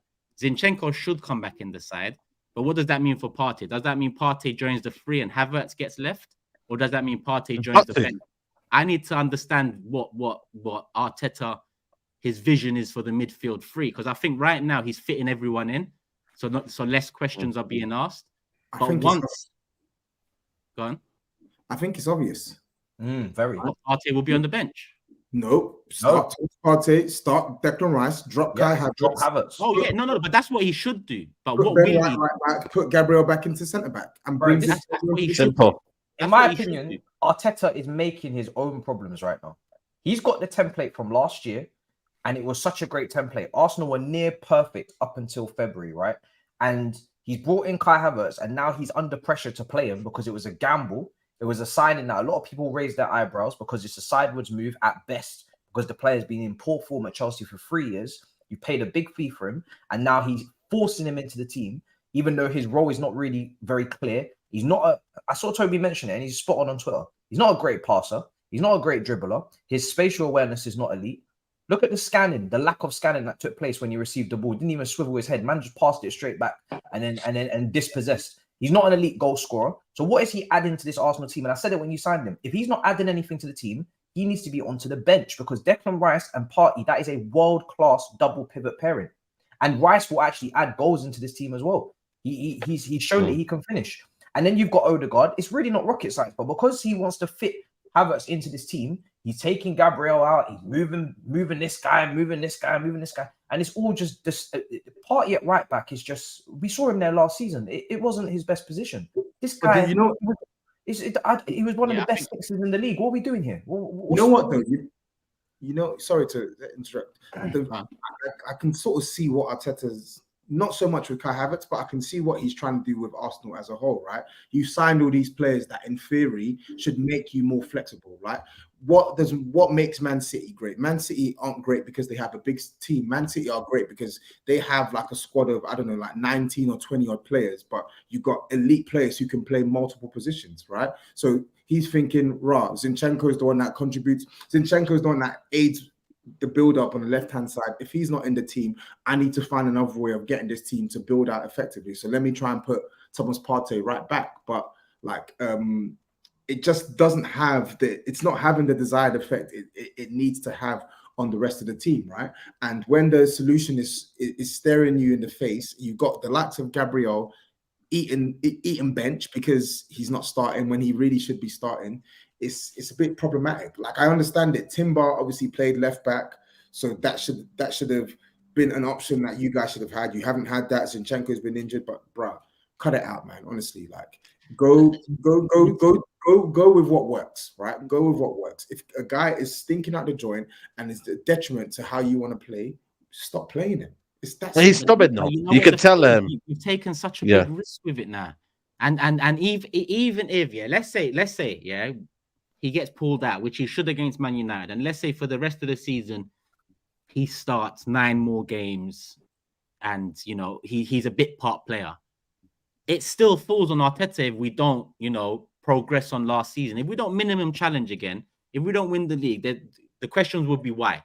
You spend 170 million in a midfield, why? Declan Rice will start the majority of games if he stays injury free. So even if he takes Havertz out now, he's taken that risk because the 8 was a position we had to upgrade. We had to upgrade on Xhaka. He spent 65 million on that position. Even if you take him out the side now, which he should, for the fans' sake, for his sake, for Arteta's own sake, he should take him out now. But if he becomes a bit part player, the questions are still, hold on, you spent 65 on that position. That position was meant to close the gap on the league or cross the line on the league. So he's in terms of what he does with Havertz, he's in a lose-lose unless what he does with Havertz comes out trumps. What coming out trumps means, I don't know, because what I'm seeing from Havertz, listen, we know what Havertz is about. Champions League, innit? This show. Funnily enough, when people called him Shy Havertz, I just thought that was a play on his name. Sometimes I look at him on the pitch and he's not. No, it's a play on his. Yeah, he's shy. Oh, he is in the. You don't want to take your man on. Yeah, he's just not a top player, but I just don't know why they bought him, man. It's weird, man. It's not just him though. It's not just him though, because I didn't watch the game, but I can only go up because I was listening to Touchline this morning, and my boy Dan, he was at the game as well, and he was saying it that like Saka had a poor game. Partey being at right back obviously affects you guys' build up on the right hand side. So that dynamic between Odegaard, Ben White, and Saka is no longer there, which means Saka struggles. On the left hand side, you ain't got Granit Xhaka. You've got someone who's not offering as much off the ball and is not offering anywhere near as much on the ball, which disrupts your dynamic of your team. So there's multiple parts of your team that's having a knock-on effect, right? He needs to fix it. You spent this money now. I get it. Timber injury was a loss, and it's definitely derailed some of his plans. But you still got a team good enough to see out games against Fulham. So I feel like it's one on Arteta to pick the right team against Man United, and it's a second for some of your better players to step up as well. Like I heard Saka was poor against Fulham. I heard Odegaard didn't play that well. I heard Declan Rice was really good. I seen the comp performance. I seen the comp looked good. I heard Martinelli wasn't that good. Obviously Trossard, I heard he got hooked at half time. So then Eddie Nketiah had to come on. So I feel like he has to start against Man United. Not really sure why he got dropped after his performance against Crystal Palace, but like players have to step up now. Like Jesus might come back in though. He's ready in it. So I think Eddie's last 2 games have been 2 of his better games for us for sure. Sometimes people give credit to Eddie, and I'm like, what have you seen? The last 2 games he's been integral. if it wasn't for Vieira's appearance off the bench, it was Eddie for man of the match. It was Vieira, Eddie for man of the match until Fulham obviously got the equaliser, because them two changed the game. Zinchenko added as well, but he obviously cost us near the end as well. But Vieira and Eddie both came on and changed the game. Vieira has failed to live up to expectation for a year, or the little expectation that people have of him, because it's not like he's Havertz 3 years. We've seen him in the league. He was kind of a young star. I think did he get player of the tournament at one of these under something World Cup? Yeah. He comes on and it's like chalk and cheese to Havertz. We've got a player that's actually buzzing. He's running around. He's picking out the spaces. He's not shy. He's not hiding. He wants the ball. He releases quickly. He moves. He wins the penalty. The pass into Eddie, beautiful. He just comes on, and part of why his performance looked so good was, let me not take anything away from Vieira. He came on and he was on it. But part of it is we saw Havertz for the whole 60 minutes or 70, whatever it was, or 50-something minutes, I think he came off at. And we're looking at Vieira like, whoa, this is a guy that's on it. And that's what I don't get with Havertz, because all these other things, like system-based football now, if football's not like what it was, you don't get these flary players or these technical players and you can allow them to express themselves. You get these technical players and you ask them to do a specific role. So with Havertz, I don't know what Arteta's long-term plan is for him. Whatever, we will see. But be on it. That's what I don't get. Just show for the ball. Like you're one of the focal points in the side now. And I know confidence is on the thing, but I do agree with Matisse though. Everything that everyone said, he is. I think Arteta is making problems. I think he's complicating his own situation, man. And now he's forced into almost shoehorning Havertz. He didn't. The scrutiny was always going to be on Havertz because of the price, because of the club that you brought him from, because of the position. All three things. And now he's, to the detriment of your overall structure, it's becoming a problem for him, and it didn't need to be like that. I think last week we spoke about what do Arsenal need to do, and I said I don't think they need to tinker and all this, try to make tweaks to catch City. You don't catch City just like that. Your second season should have been solidifying your first season and proving to the outside world that it wasn't a fluke. Yeah. Because if you just go back to 5th, 4th, wherever, everyone will say, "Oh, that was like that Brendan Rodgers season." Where Liverpool, finished second and then just crumbled after that. You need to solidify it and put up another title fight. Not saying, we discussed it. You don't need to win it. Matisse and Joby are trying to beat you, but you need to be the main challengers to City again. You must. Yeah, no, 100%. But now he's added huge pressure and he's complicated the scenario by the Partey formation change, this and that, the Havertz and Rice scenario in midfield. I think it's very obvious. Havertz makes him or breaks him. I think that's very obvious to see now. And so that's pressure.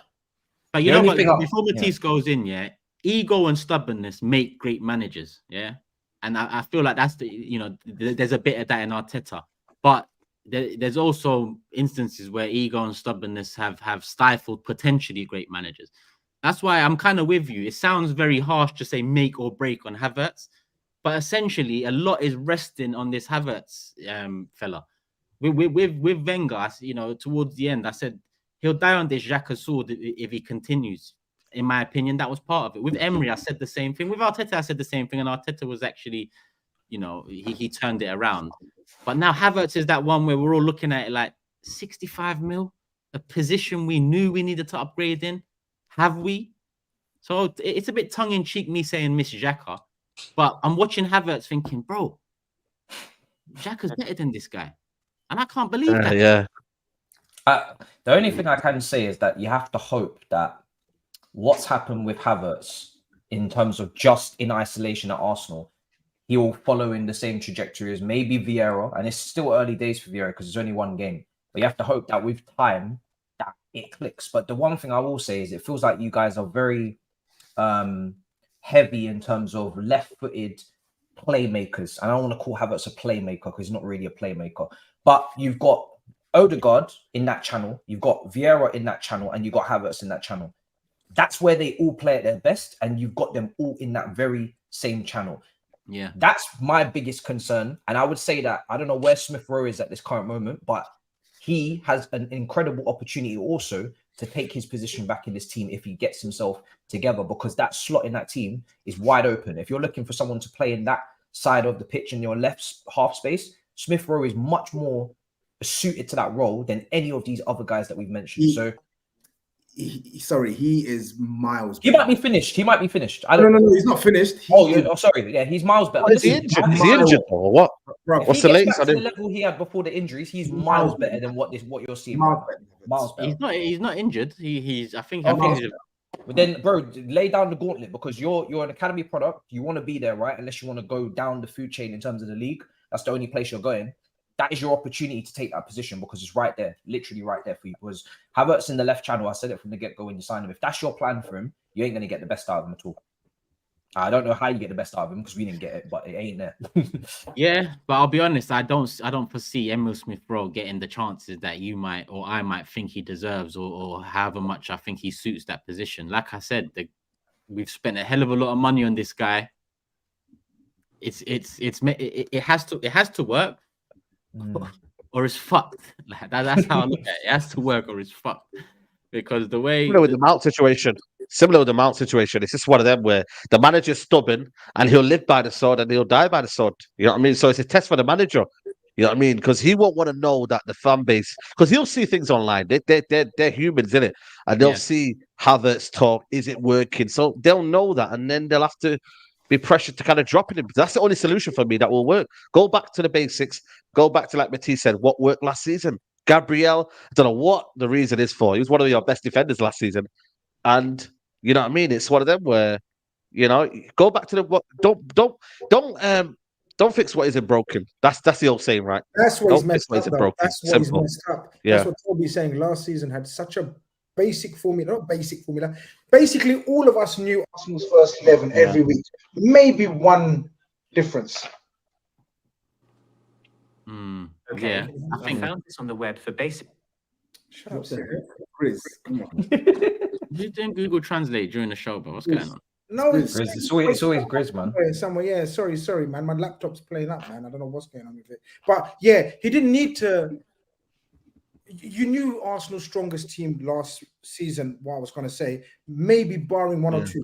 Can you say that this season? Because it's so scrambled. No, I don't know what he wants. I thought against Fulham, Zinchenko would definitely come back into left back. I thought that was a cert.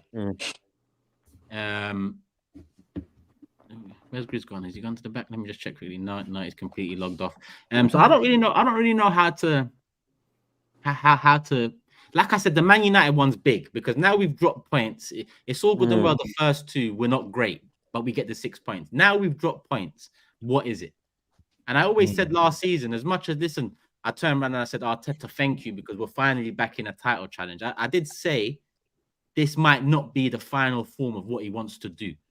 You get what I'm saying? It's not. Like I was going to say, sorry, it resembles a lot of what Pep Guardiola does regularly at this stage of the season. Like what the lad said is right. He should have just stuck to what was working for him and don't fix what's not broken. But Pep does this all the time. Not so much this season, but they start trying new things. Like particularly at the start of last season, Pep was trying all these experiments and tinkering around. And good managers are happy to experiment. Good managers are happy to try new things. But great managers are willing to realize when it's not working and either fix it up or resort back. So Arteta probably needs to just go back to what was working for him. I mean, I didn't watch Arsenal on the weekend because I was working or whatever, but I was surprised to see some of the selections. Like, okay, he's quite clearly trying to do new things, overcomplicate, and try to catch people off guard and do things that you wouldn't expect. So he just needs to fix up. At the top, there's fine. It's fine margins. You might make this tweak that can cost you 7 points across the season, and 7 points across the season could mean the difference between second and fifth or second and fourth. So these necessary risks, and I call them necessary risks because to catch City and what Pep has built and what City are at the moment, you're going to have to take some necessary risks. But I look at Havertz and I think, and there's a super chat, I see, this super chat here, it's not just this one, so much bigger than Havertz. And someone else said something about Martinelli was worse. I'd say Martinelli was as bad. The reason that Havertz's name consistently comes up is because you're also we're looking at the way we play, and it's had an impact on Martinelli and Saka. Martinelli doesn't run at who the plays in that channel with Martinelli. I'm sorry. Yeah. Who plays in that channel with Martinelli? Yeah. It's Havertz. Like everybody, it's not a Havertz agenda. It's and I said it when he joined. This guy's new. If he comes in and your whole team looks worse, of course he's going to blame him. He's going to be at the forefront, Yeah. not because it's an agenda, but because he's the one that hasn't proven himself in that Arsenal team. We already know what Martinelli can do. We already know what Saka can do. So these guys having a bad game, cool, we move because we know exactly what these guys can do. Havertz is yet to prove anything in an Arsenal shirt. Declan Rice has come in, and Declan Rice, people are saying, was arguably man of the match last week, right? So he's proven himself, and he was proving himself at West Ham. Havertz has not proven anything at Chelsea. He didn't prove anything at this point at Arsenal, early days. If he does not, and he continues not to, and you continue to drop points, people will be looking at him because he's the one glaring, obvious change. It's as simple as that. Simple.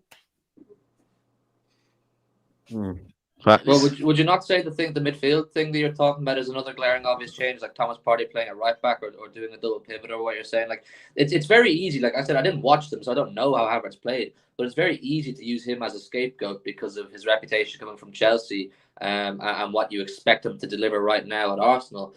But quite clearly, a lot of it has to fall on Mikel Arteta. Like I just said, of course, he's trying new things. He's going to try new things. Arsenal fans need to chill out, man. They need to chill out. The league wasn't won and lost against with that draw against Fulham. It's still such early days. Havertz is still obviously settling into Arsenal, and Arteta is trying out new things. They just need to relax, man. And if Arteta goes back to what was working before, happy days for them. Hopefully for them, you know what it is? Well, yeah. I've seen you lot lose one league title in the last 6 years or 7 years. One league title. And the way you lost that was Liverpool hit the ground running and didn't look back. I haven't seen no one go toe-to-toe with you. I haven't seen no one catch you. So I know, and I'm with you. It's only 3 games. It's 10 points potentially going into international break. That could potentially be just 2 points behind City after our title as well. Yeah. Our title as well. Just Conte. Our Conte's title as well. No, but I mean, following that, the last 6 years, that was 7 years ago. Don't forget. You know what I mean? Nah. Yeah, man. We also never look back. When we went to the Emirates and lost, we never looked back. Do you know what I mean? That's what I'm like. I'm gonna be vexed if we don't at least go toe to toe with you. At least go into April, May again. At the very least. I'm sorry, but man waited a long time to be back up there, and all credit goes to the last 3-4 years of work that the club and Arteta have done. Cool. It's a bit long for my liking, 3-4 years, but if I take a step back and I look at what we was and what we needed to do, okay, a Man City or a Man United might do that in 2-3 years. Arsenal, we tend not to move like the richer clubs in the league generally up until now. So it's 3-4 years for us. But the reality is, you up the standards, and Arteta will say this himself. He's up the standards. It's about maintaining those standards now. It can't be dropping. And then I haven't got the, I think as a fan base, you don't have it in you. Yeah, as a fan base, we've actually been through a lot of shit in the last 20 years. I know we've been a successful side, but we've been through a lot of shit. So this last season was unexpected, number one, because everyone was predicting top 4 at the very best, and it was like, it felt like we're back. I can't feel like we're back 3 months ago to challenging, and then 3 months into next season, it's one of those seasons we had 7 years ago where it's a top 4 race come January. That can't be happening. So, but I fully get what you're saying, bro. Like you're starving. I know you're right. You're absolutely starving. I get you, but you've had years of nothing. Something like that. Trust me, I get that. But like. The thing with me is that I don't understand with Arsenal fans, and I suppose I'm asking you this generally, your own opinions, but like how much you back Mikel Arteta, how much you trust Mikel Arteta is a massive factor of the way your emotions will be after you lose a game or you drop points. Like whenever we drop points while I've been on the show, fortunately it hasn't happened too many times, you'll always see me coming on and I'll say, I know we weren't great, I know it was poor, but I know Pep will fix it. Whatever went wrong, Pep will get it right. I just don't know, do Arsenal fans have that genuine belief? Like, it was all fine and well last season when you were steamrolling teams and it was great and you're all outside the Emirates saying, Arteta's doing this and you're going to win this, that, the other. But if you really trust them, you'll show when you drop points. If you really back Arteta, you'll show when you trust points and believe that he's going to get it right and he'll fix it up. So that's what I'm saying. Arsenal fans need to chill out. Those of you who really back Arteta, You'll chill out and go, I trust the geezer. Those of you who don't, you can lose the head and send your super. A lot of money spent though, Huey. It's a lot of money spent though, man. 700 million. You know, you need to produce. If you trust the manager and he wants the money spent, you'll understand it and you'll be patient. If you don't trust the manager, you'll talk about how much money was spent and he'll complain when you drop points. Depends where you stand, bro. And Arteta has a lot of trust. I think you can see that in the last maybe 1-2 years in the Emirates and since he's coming with the ownership, he's got the trust from who he needs the trust from. But when you say things like when City drop points, you trust Pep. Let me not say we. I speak for myself. I can't say the same about Mikel because Pep's got the numbers. He's got the clout. He's got the credit in the bank. You trust that guy. He will bring you something. He will bring you something. At the very least, he'll identify what he got wrong last time and fix it for the next time.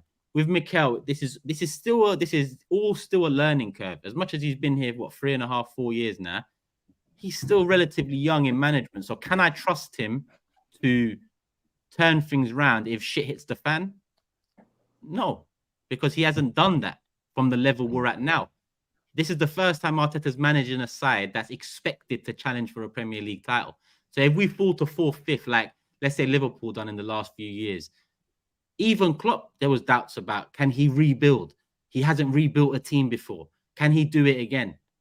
So for Mikel, no one can 100% give all of that trust like people would for Pep Guardiola or great managers in the past. Arteta still needs to prove it before he's given that kind of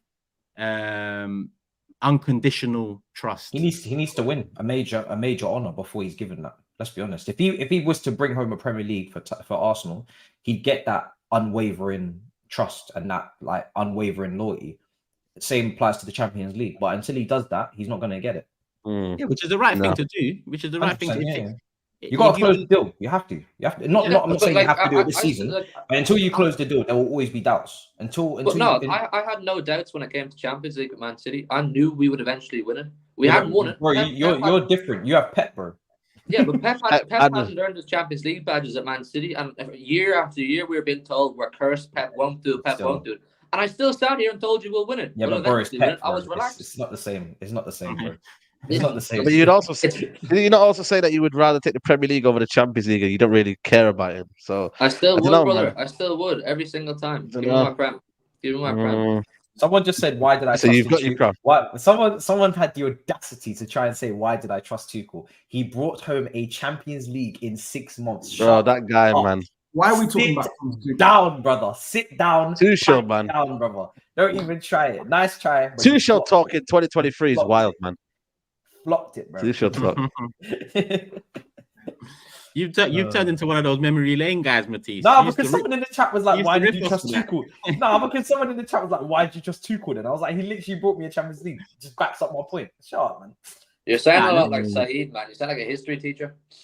Brother, I broke your heart that night. Don't even try it, man. It was a couple of years history is good, man. Don't try and pretend don't put my history. Like with Chelsea's history. He's talking about 10 years ago. I'm talking about like literally 2 years Bro, ago. we got a different type of history, man. Like don't put us in the same history bracket. We got a different type of history. I know. But yeah, shout out to Chelsea. Further back. I know. That's what I'm saying. It says shout out to Chelsea, though. Shout out to Chelsea. You know what I mean? Before we move on, we've got a fair few super chats on the Arsenal subject as expected. 2.5k likes, 7.9k in the building. Hit the like button, subscribe to the Mandem, and big up Manscaped. Show them some love. Grab something. TB620. Use that code during the checkout process. 20% off. Or use the link in the description. Better yet, they know you're coming through us. Make sure the discount is applied. Like I said, Christmas coming up, birthdays, all of that. People grab something, show them some love, and they show us some love. J Mon says main difference is that Pep was able to win early with Barca, so we trust his tinkering. Arteta still needs to win something major, more or less. My point a couple of minutes ago. Enigma says Arteta sticking Saka on the touchline is not getting the best of him. He gets double teamed easily. Look how he plays for England in that half space. No, it's because he's got no one to. He's got no one.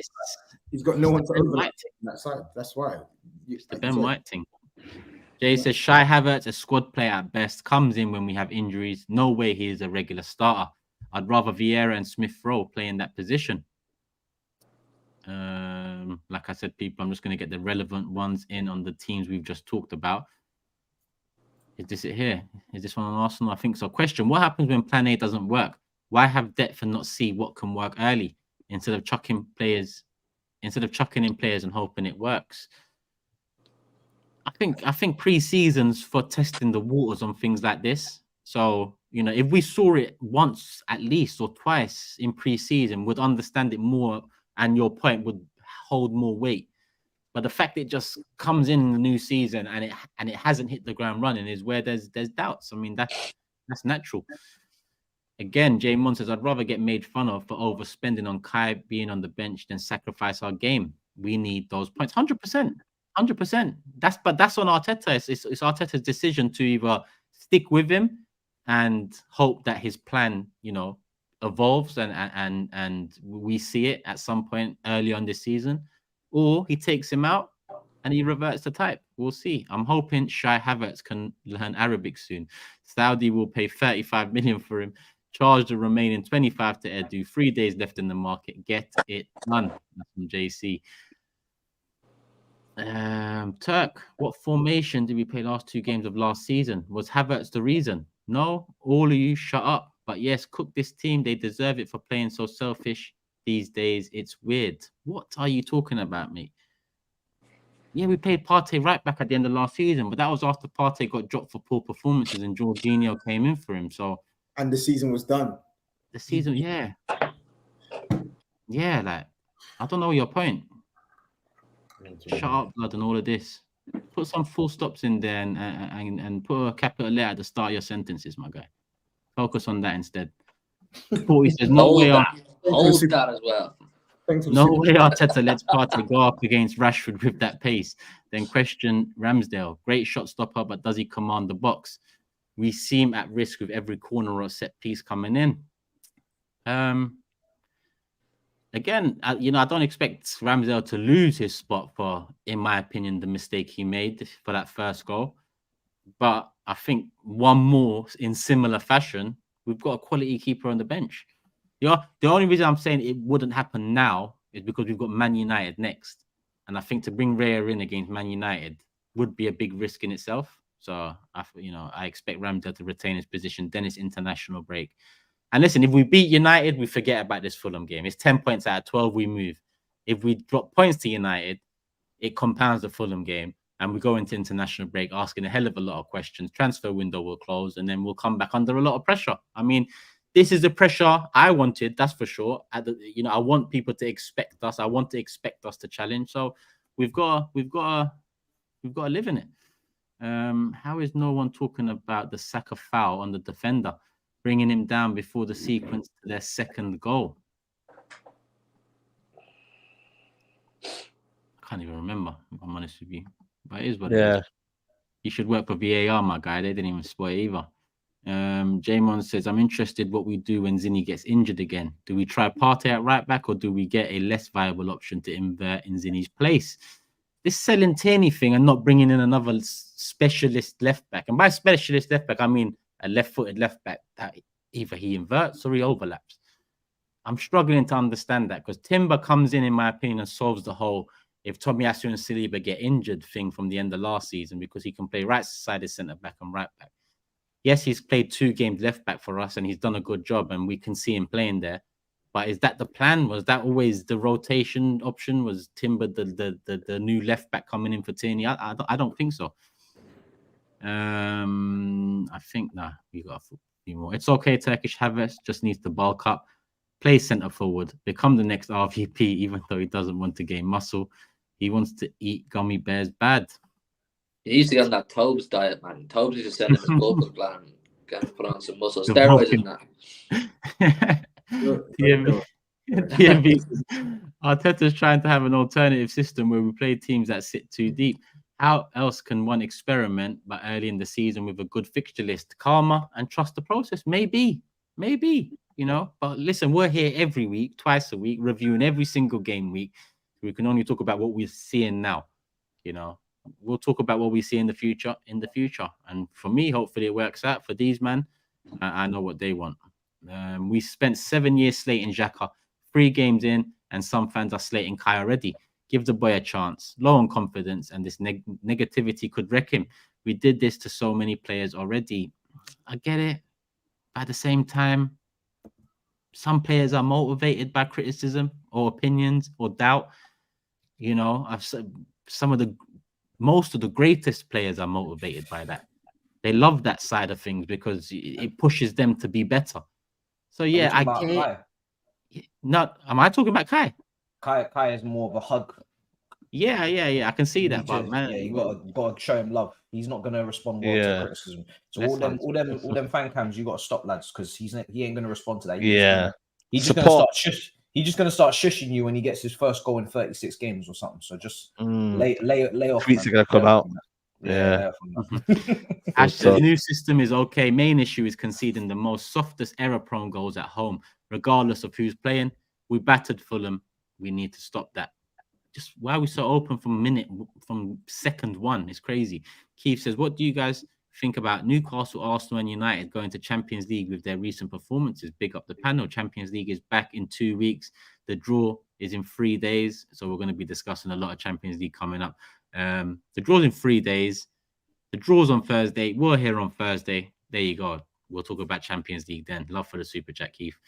Let me just make sure. Here's one. When is Arteta going to stop copying Pep? Keeps trying this 3-4 centre backs at the back. He is copying word for word, flow for flow. And that's it. That's it on Arsenal. Actually, no. Here's one earlier from Luke. AFC not looking the same as Arsenal not looking the same as last season, Turkish. Big up all the 3-pointers at the weekend. Big up my cuz. Yeah. Top gunner. Big up the panel. Listen, that's one of them catch-out names, isn't it? I don't think it is, you know. But it does sound like a say it out loud. It sounds like yeah, that's wild. Actually, yeah, you're right. I think you're paranoid. I think it's a genuine name. Yeah, but he might have put so much effort. He might have made his username that said my cousin is Daily. Some people try. It's hard to catch me out on these. It's mad, you know. I ain't taking that risk. Yeah. Sorry, no, that's dodge. Sorry, that's definitely dodge. Nah, big up Daily Harwood, man. Happy birthday, whatever it is. There you go. Good try though. Good try, Luke. Might have to change that username and come again. My response: a responsible Arteta. What are you saying here, Wad? I'm struggling. Thank you for the super chat, but I can't understand it. Arteta said, quote, Gabriel knows why he's not playing. He might not be happy, but he knows why. It might be disciplinary. Yeah, I remember those quotes. I forgot about it because of the result. But yeah, that does sound pretty damning in a way. Maybe his head was turned by Real and Saudi and all of this stuff. Or maybe it's just tactical. But the way Arteta put that across, it does seem like there's something there. But transfer window closes in 3 days. We're here in 3 days. Hit the like button. Let's keep it moving. That's all the Arsenal super chats. 1 hour 47. So we're gonna have to essentially whiz through the remaining results, starting with SAEED, 2-0 down against Forest. It's hard to whiz this one, to be honest. And this one and Man City made the result we had even worse because United came back and won it. City conceded in the 85th minute, won it, and we just fucked it. Yeah. Oh, SAEED, go ahead. Yeah, I hear you, but at the same time, man, listen. I'm not celebrating this win at all, man. We were awful at the start, man. Like barely people sat down, man. I sit next to now. There's a new section where, it's executives now, and they weren't even in their seats, man. You know what I mean? So when I was 2-0 down, I was just shocked, man. I was like, what the flip? First one, I was like, fair enough. We got caught. Rashford got caught. It's one of them. It happens, isn't it? You know what I mean? 1-0 down, it can happen. When it's 2-0, I can't lie to you. I was fearing the worst, man, because everyone's heads dropped. The crowd was in shock. But you know what they say in football, man? They say if you score too early, you know what I mean? It's a sticky one, because basically what they did was they just kind of sat back and it just invited United just to put bodies forward, keep playing our game. And I think for me, that was a key thing Man United did. We just played our game and we got a goal before half time. And then onwards after that, I think Nottingham Forest has crumbled. I really do. I think they just stopped what they were doing. Yes, they had one chance at the start of the second half, which I think they missed out on. But I think they scored too early. When you score too early in the game, United just went on this madness and they just kept retaining possession, kept finding the pockets. Rashford, for me, it's a penalty. I know a lot of people are talking online. That's not a penalty. That's a clear penalty for me. Like, I get it in the chat, the HUGH web. That's a clear penalty because you know what it is here. You got to remember, Rashford is going full pelt. He's going at a pace that is not to, let's say, an Eriksen. If it's maybe an Eriksen, it's a different situation. But Rashford is running with the ball. He stops his momentum. You then stop his momentum. He then falls over. It's just natural for me. And then obviously they got the red card, clear red card as daylight. And we won the game. But you know what, man? I'm still, for me, looking at that game thinking, yeah, man, it's still, for me, a lot of problems in transition. I think for me, we're still poor physically. Norwich won a lot of 50-50s in the first 10 minutes. First half, I think they were quick on the transition. And you know what?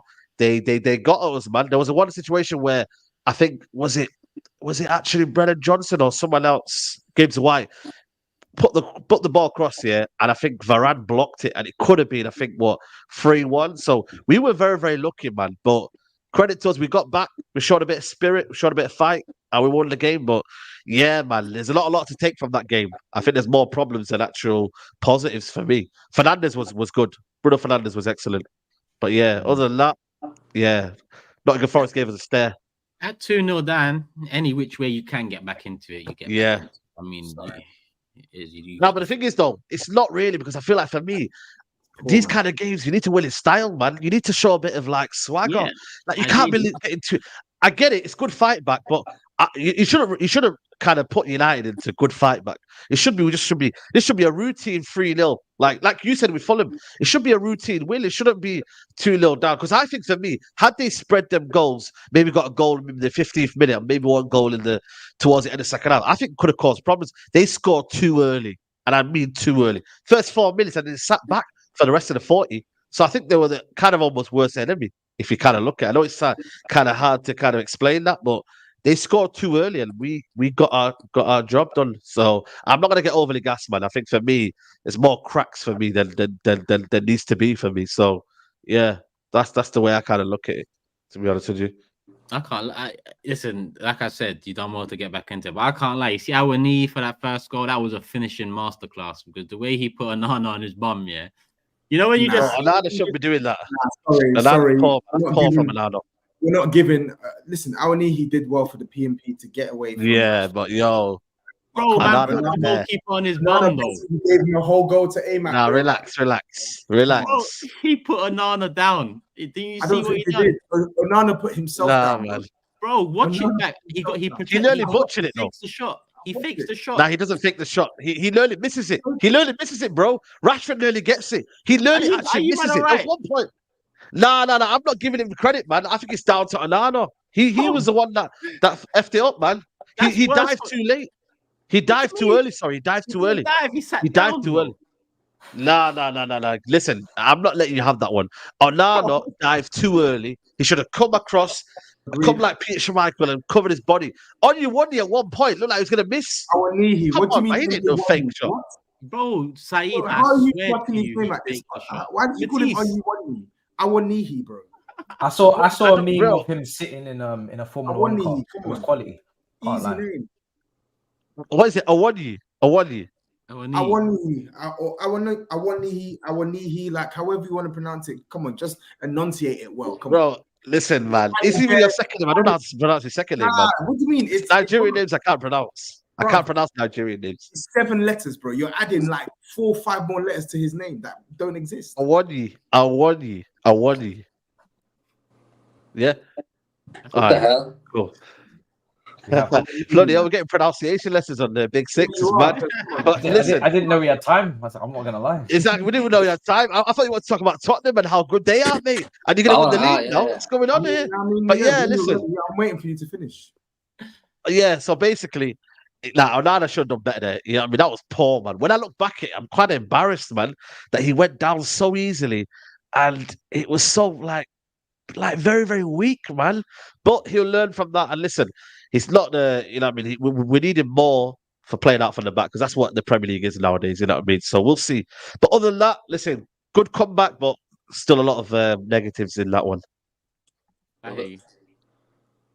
We say he. Love it. Great. Love it. Let's keep it moving. Tottenham 2-0 away win. Bournemouth looking good. Ange's got you flowing. Yeah, man. It was a. And he's a character as well, you know. Like he's actually a character. He's a nice guy, man. You see when they interviewed him for I've seen that. He's like, they're like, oh, like talk about how you won the game and stuff. He's like, nah, man, I'm just copying Pep. Yeah. And you see when they put the mic on him in was it Sky Sports or what? They put the mic on him and he said, what did he say? When take me for a drink first or something. He was I saw that. Yeah. Very charming guy, and he's very, very straight talking. But yeah, no, I'm happy with Ange at the moment, and I'm happy with what I'm seeing from the team. Again, still early days, but I felt like we handled that Bournemouth game really well. Negated their high press really well in the first half. Went ahead. Madison doing what he does best. We probably should have and could have made it 2-0 before halftime. We had a bit of a dodgy one in the first, I would say maybe like 10 minutes of the second half where Bournemouth really came at us and it looked like they could equalize. And then he made some changes to sort of stem the tide. And then we scored our second goal. And boy, we could have scored more goals, man.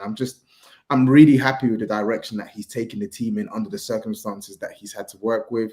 No Harry Kane, the attack is still sort of misfiring. We're still like a young team. When you look at some of the new players that have been added into the team, we've got like 3 or 4 new guys who weren't even in the team at all last summer, playing now regularly. Like, I can't really complain at this point in time as a Spurs fan, man. It's good to see, and I just hope that it continues. Obviously, we're going to have our difficult periods. Like, this is a nice period for us, right? We're going to have our difficult periods, but at the very least, the method to how we're getting results is actually legitimate, right? Like, you can see it now. Like, when we're winning these games, we're winning, and nobody is disputing that Spurs should have won the game. Nobody's saying, oh, wow, like, they got lucky there. Like, they're seeing us, they're seeing our performances, and they're like, yeah, they're full value for the result, and the football's good. Madison, absolute baller, like, bruv. We've been doing the Big Six for how long? How many times have I been banging on about how good this guy is? Like, he's an insane baller, bro. Like, quality footballer. Basuma, class. Destiny looks a serious player. I must admit, looks a serious player. Van der Ven slotted in well. Vicario, a lot of people giving him pelters. Last 2 games, he's looking like a goalkeeper that can actually help improve Tottenham. So it's good. It's good now. I can't actually complain about Spurs at the moment on the pitch. It's off the pitch where I can complain. So yeah, it's good. This warms my heart, man. This really, really warms my heart. And I know there's a lot of you people who watch the show. Oh gosh, here we go. Nah, I'm gonna keep doing that. Because this Toby guy, man, this steroid-fueled monster tore me apart. In March 2023, I know the date. I know it's in my calendar. I still look at that day and go, "Fuck that guy." He tore me apart. He tore me apart. When he goes, "Ange Poster who? Ange Poster what? Scotland this." Now he's going, "I like this guy. I like this guy. You know, he's not bad. You know, we're winning games. We're playing nice football." So I'm really happy. I'm really happy that it's going well for Ange. And I said this. I said he'd implement a good style of football that you would like to watch. He'll probably win games that you didn't think you were going to win. He'll just bring a feel-good factor that you haven't had for a long time. You're always jumping from manager to manager, looking for instant success. We want now. Mourinho, Conte. No. Chill out. Bring someone in who'll implement a style of play, get the team playing good football. It's no longer the Harry Kane show. It's the Ange show, and that's what Tottenham needed all along. And you've got that. And I can see, Toby, even for you, you're slightly more relaxed than you used to be. You feel a bit better about yourself. And I'm happy for you, brother. I really am. Thanks, man. Thanks. Can I come back at that? Yeah, I just go on. You know, I said, yeah, thanks. I think he has brought a feel-good factor, but like, again, I'm also trying to be cautious, right? Because ultimately, it's only 3 games, right? And we've, to be fair, like, Brentford away is not easy. Man United at home, it's not easy. To be fair, there's no easy game in the Prem, but it's just early days, right? Like, we still have bigger tests to come. Like, we got, obviously, after the international break, I know we play Sheffield United at home, but then we play Arsenal away and Liverpool at home back to back. Like, I want to see how the team fares in those games. I want to see how Ange reacts to adversity, reacts to a team that can actually negate your press for large spells of the game. And I want to see how he can react to the better managers in the league. So it's good so far. It's good, but like there's still a long season to go, right? So we just how the team fares. And also, for me, I just worry about that attack. I know the midfield is good. The midfield balance is, for me, one of the best in the league, if I'm being honest with you. You got Basuma, you got Maddison, you've got Sarr. You know, they got power, they got, you know what I mean, physicality. Defense is looking good. But attack, listen, Son, as much as, you know what I mean, I don't believe that on the left. Richarlison, he still looks bad. Kulusevski got his goal, but I still think that balance in that front three is not there. I mean, you're linked with Brennan Johnson. I mean, really? Like, I know we talked about it in the group chats, but really, Brennan Johnson, he's a guy who, yes, he runs around, he's good for the pressing, but he's similar to Richarlison in that I don't think his output will be high. I know he got a couple of goals last season for Forest and he went on this little run, but again, I don't think he's the answer. I'm surprised, you know, that Tottenham aren't going for more credible forwards. When you look at how Ange has done this squad, he can't, for me, rely on that front three. He can't. I'm sorry. You know, even obviously Solomon's there, but again, it's a free transfer. So that'll be something that we have to watch out for to the end of the window. That if they do buy some forwards in that department, I think bring Johnson from Nottingham Forest. He's a catch. The attack. It's fine. 50 million on that man. Hey. 50 million. You know what? I'm gonna come back to you, brother. Yeah? You're gonna circle the block. Okay. But to be fair, yeah, you're right. The attack has been probably the most disappointing thing about the team so far. I don't think it's functioning as well as we need it to function at the moment. But again, it's only 3 games. However, I feel like the guy in the middle, Richarlison, bruv, he's fucking stinking, and he's stinking hard, man. Like he looks awful, bro. He looks absolutely awful, man. Like, and his confidence is shot to pieces. Like, I still think that he can score goals for Spurs, but bruv, it's more of a blind faith thing now. Like, it's got to the point now where like I don't even care about what he did at Everton anymore. Like, I don't care. Genuinely, I don't care. I'm looking at what you're doing for Spurs, and it reeks, bro.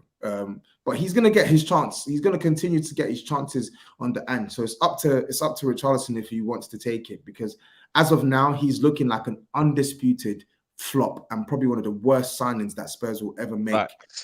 So he's got to change that. With Kulusevski, I agree. I don't think he was good overall, but I'm happy that he scored. And I think one of the challenges for Kulusevski is to get more goals, right? So I would rather that even when you're not playing well, you're still a goal threat and you can get yourself in those positions to score. Yes, but I need the performances to improve as the weeks go by. But I feel like there's a lot more confidence for Kulusevski than someone like Richarlison, because I've seen Kulusevski do it for Tottenham, right? I'm not asking him for something that he's not done. I've seen Kulusevski play well for Tottenham, beat players, be a disruptive presence for the opposition for us. So yeah, man.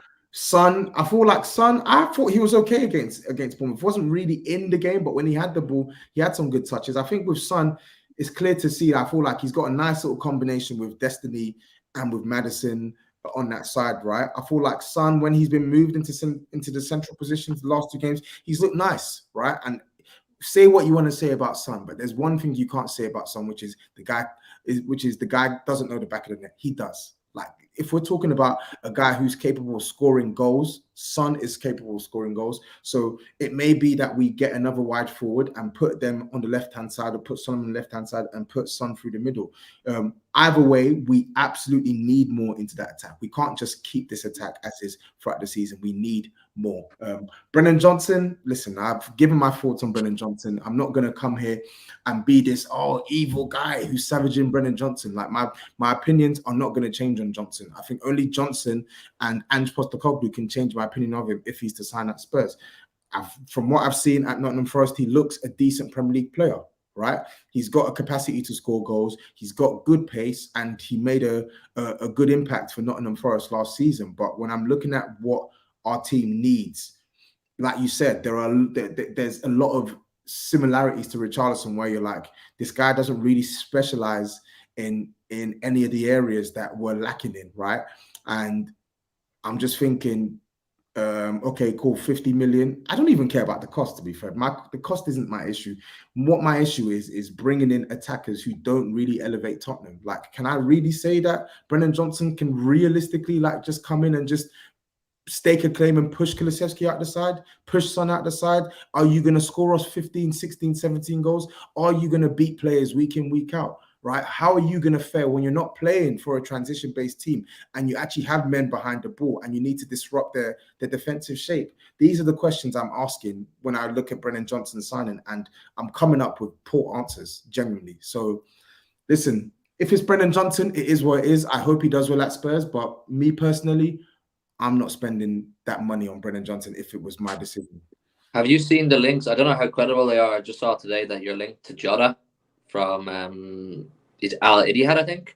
They brought him in from Celtic this summer. He's a former Ange player at Celtic. His output's high. He's a tricky winger. He's a really good player. And he moved from Celtic to Saudi Arabia this summer, but they want rid of him already so they can bring in Salah or some other player, and it takes up their farm player quota. I think if you're talking about players that will elevate your attack, Jota can do that, man. He's a top player. Have you seen that? Yeah, I've seen some links, but they're not from like credible sources. I know that he got released. I don't know what happened with him and Al. Is it Al Ittihad or Ittihad? Ittihad, yeah. So I don't know what happened there, but yeah. Listen, I didn't really watch much of him at Celtic. Everyone tells me that he's good. He looked good in comps. I don't really think there's any legs to that story at this point in time. I'm just focused on what is going to make Spurs better. If Ange Postecoglou thinks that that's Brennan Johnson, then he's entitled to think that he's the manager. I just can't see it at this point in time. And I just pray to God, if he is signed, that I'm wrong. I think you have to just say that Hugh is the Celtic expert and just go with him. If he says he's quality, he's quality. Yeah, if he says anything, you know what I mean? Because I told you should have got that player. That's how I would have answered. I'm not going to lie. I would not have even given up. Yeah. I would have said, Hugh, you're the Celtic guy. If he's quality, he's quality. Bring. After what happened with the manager, bring. Listen, I'm an Irish man. I do have a soft spot for Celtic, so I watch them when I can if they're on TV and they don't clash with someone else. And the reality is that Ange Celtic team did have, in my opinion, 2 or 3 players that could step up to the Premier League. I thought he might have brought Rio Atade with him as well, another really tip-top midfielder who's going to play in the Premier League and he's going to take it by storm eventually. And I thought Jota, if he didn't go to Saudi Arabia at the time, he wasn't a bad shout to go to Spurs either. So it's just that Ange Celtic team, they really were a terrific team. And that's what he did with Celtic, which was slightly out of the ordinary, which is why I put his name forward that day. I felt he had something special about him, and I think he's going to bring something special to Tottenham too. So big up Celtic, man. Yeah, he also did say that in recruitment he wants to go for players that are not necessarily known to the normal fan or the normal kind of coach. You know, in terms of he's not afraid of going for a risk. I think you're speaking about like university players and things like that. Yeah, well, that's Rio Atade all over, Matisse. They got Rio Atade from university in Japan, I believe, or he'd just gone from university to 1 or 2 years in the Japan league. And that's the thing where when I threw Ange's name forward, I felt he was completely different from the mold of manager you had previously, where, you know, as a big name manager, you're always trying to get like semi-big players you thought were the right here, right now. Whereas Ange is all about finding players, whoever they may be, whatever their pedigree may be, that he wants and suits him. And in fairness to him, his track record, wherever he's been, whether it's Celtic or Melbourne, he's more often than not had hits with his transfer success. And I thought that philosophy for Tottenham is what suits you right now, more so than what you've been doing previously. So that's just kind of some background as to why I threw Ange forward, even though you slated me, but it's going well so far. I just think, honestly, I have apologized for the Ange one, but I still actually think there are bigger tests for him to come. I believe that.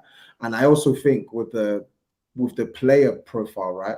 I'm not even asking for a big name, genuinely. Like, I get the whole clamoring for a huge name because Harry Kane has left, right? But I'm asking for Spurs to give us a player that we can at least hang our hat on and say, you know what? Fine, we've not got Harry Kane, but we are bringing in a good player who we know can hit the ground running. If that's Brennan Johnson, fine. I'll hold my hands up and I'll say I'm wrong. But what I've seen from him in the Premier League doesn't indicate that he can be that player for Spurs. I don't know if I'm just waffling here. You're not. Does anyone think Brennan Johnson can be that player? I don't even think he's not even the best Nottingham Forest attacker for me anyway. Bro, I'm telling you, I won you. I won you. I won you. Why are you saying past 2 hours and you're still talking about Spurs? I don't give a fucking shit about Spurs, bro. It's 2 hours, 10 minutes. I want to carry over my team's performance to man. I want to talk about Sterling, man, and Jackson. Come on. I want to carry it over because at 2 hours, 10 minutes, ain't nobody really listening. And I feel like I need to dissect that Luton performance because it was fantastic in the second half. So I want to wax lyrical about Luton Town. So I want to do that in the next show if I can be given that opportunity. No. Oh. Well, there you go. Yeah, I'm telling you. This guy wanted to move on to Arsenal so quick. Look what's happened to your club. Your first win in like 5 months. You can't even talk about it, bro. I can. That's what I'm saying. I need more time. I don't want to rush. Your channel. Matisse is going live tomorrow for his dissection of Chelsea 3, Luton 0.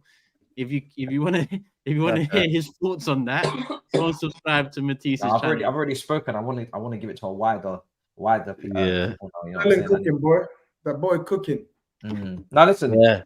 To keep it short and sharp, like first half was mad. It was so poor. Like I was actually pissed. Even though we were winning 1-0, I wasn't happy because it looked like we took our foot off the gas after the first goal, which we did.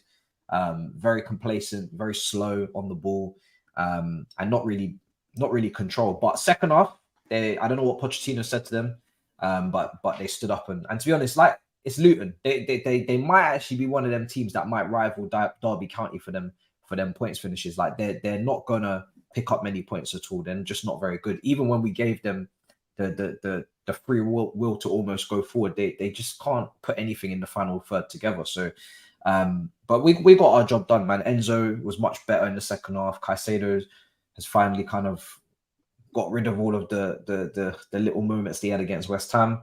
Jackson and Sterling as well. Goal for Jackson, and Sterling is in red hot form, man. Red hot form right now. It's a great start to the season from him. So we just got to carry it on. We've got Nottingham Forest next. I expect another 3 points, and then just keep going quietly. Do you know what I mean? Quietly, 900 million men just roll forward, man.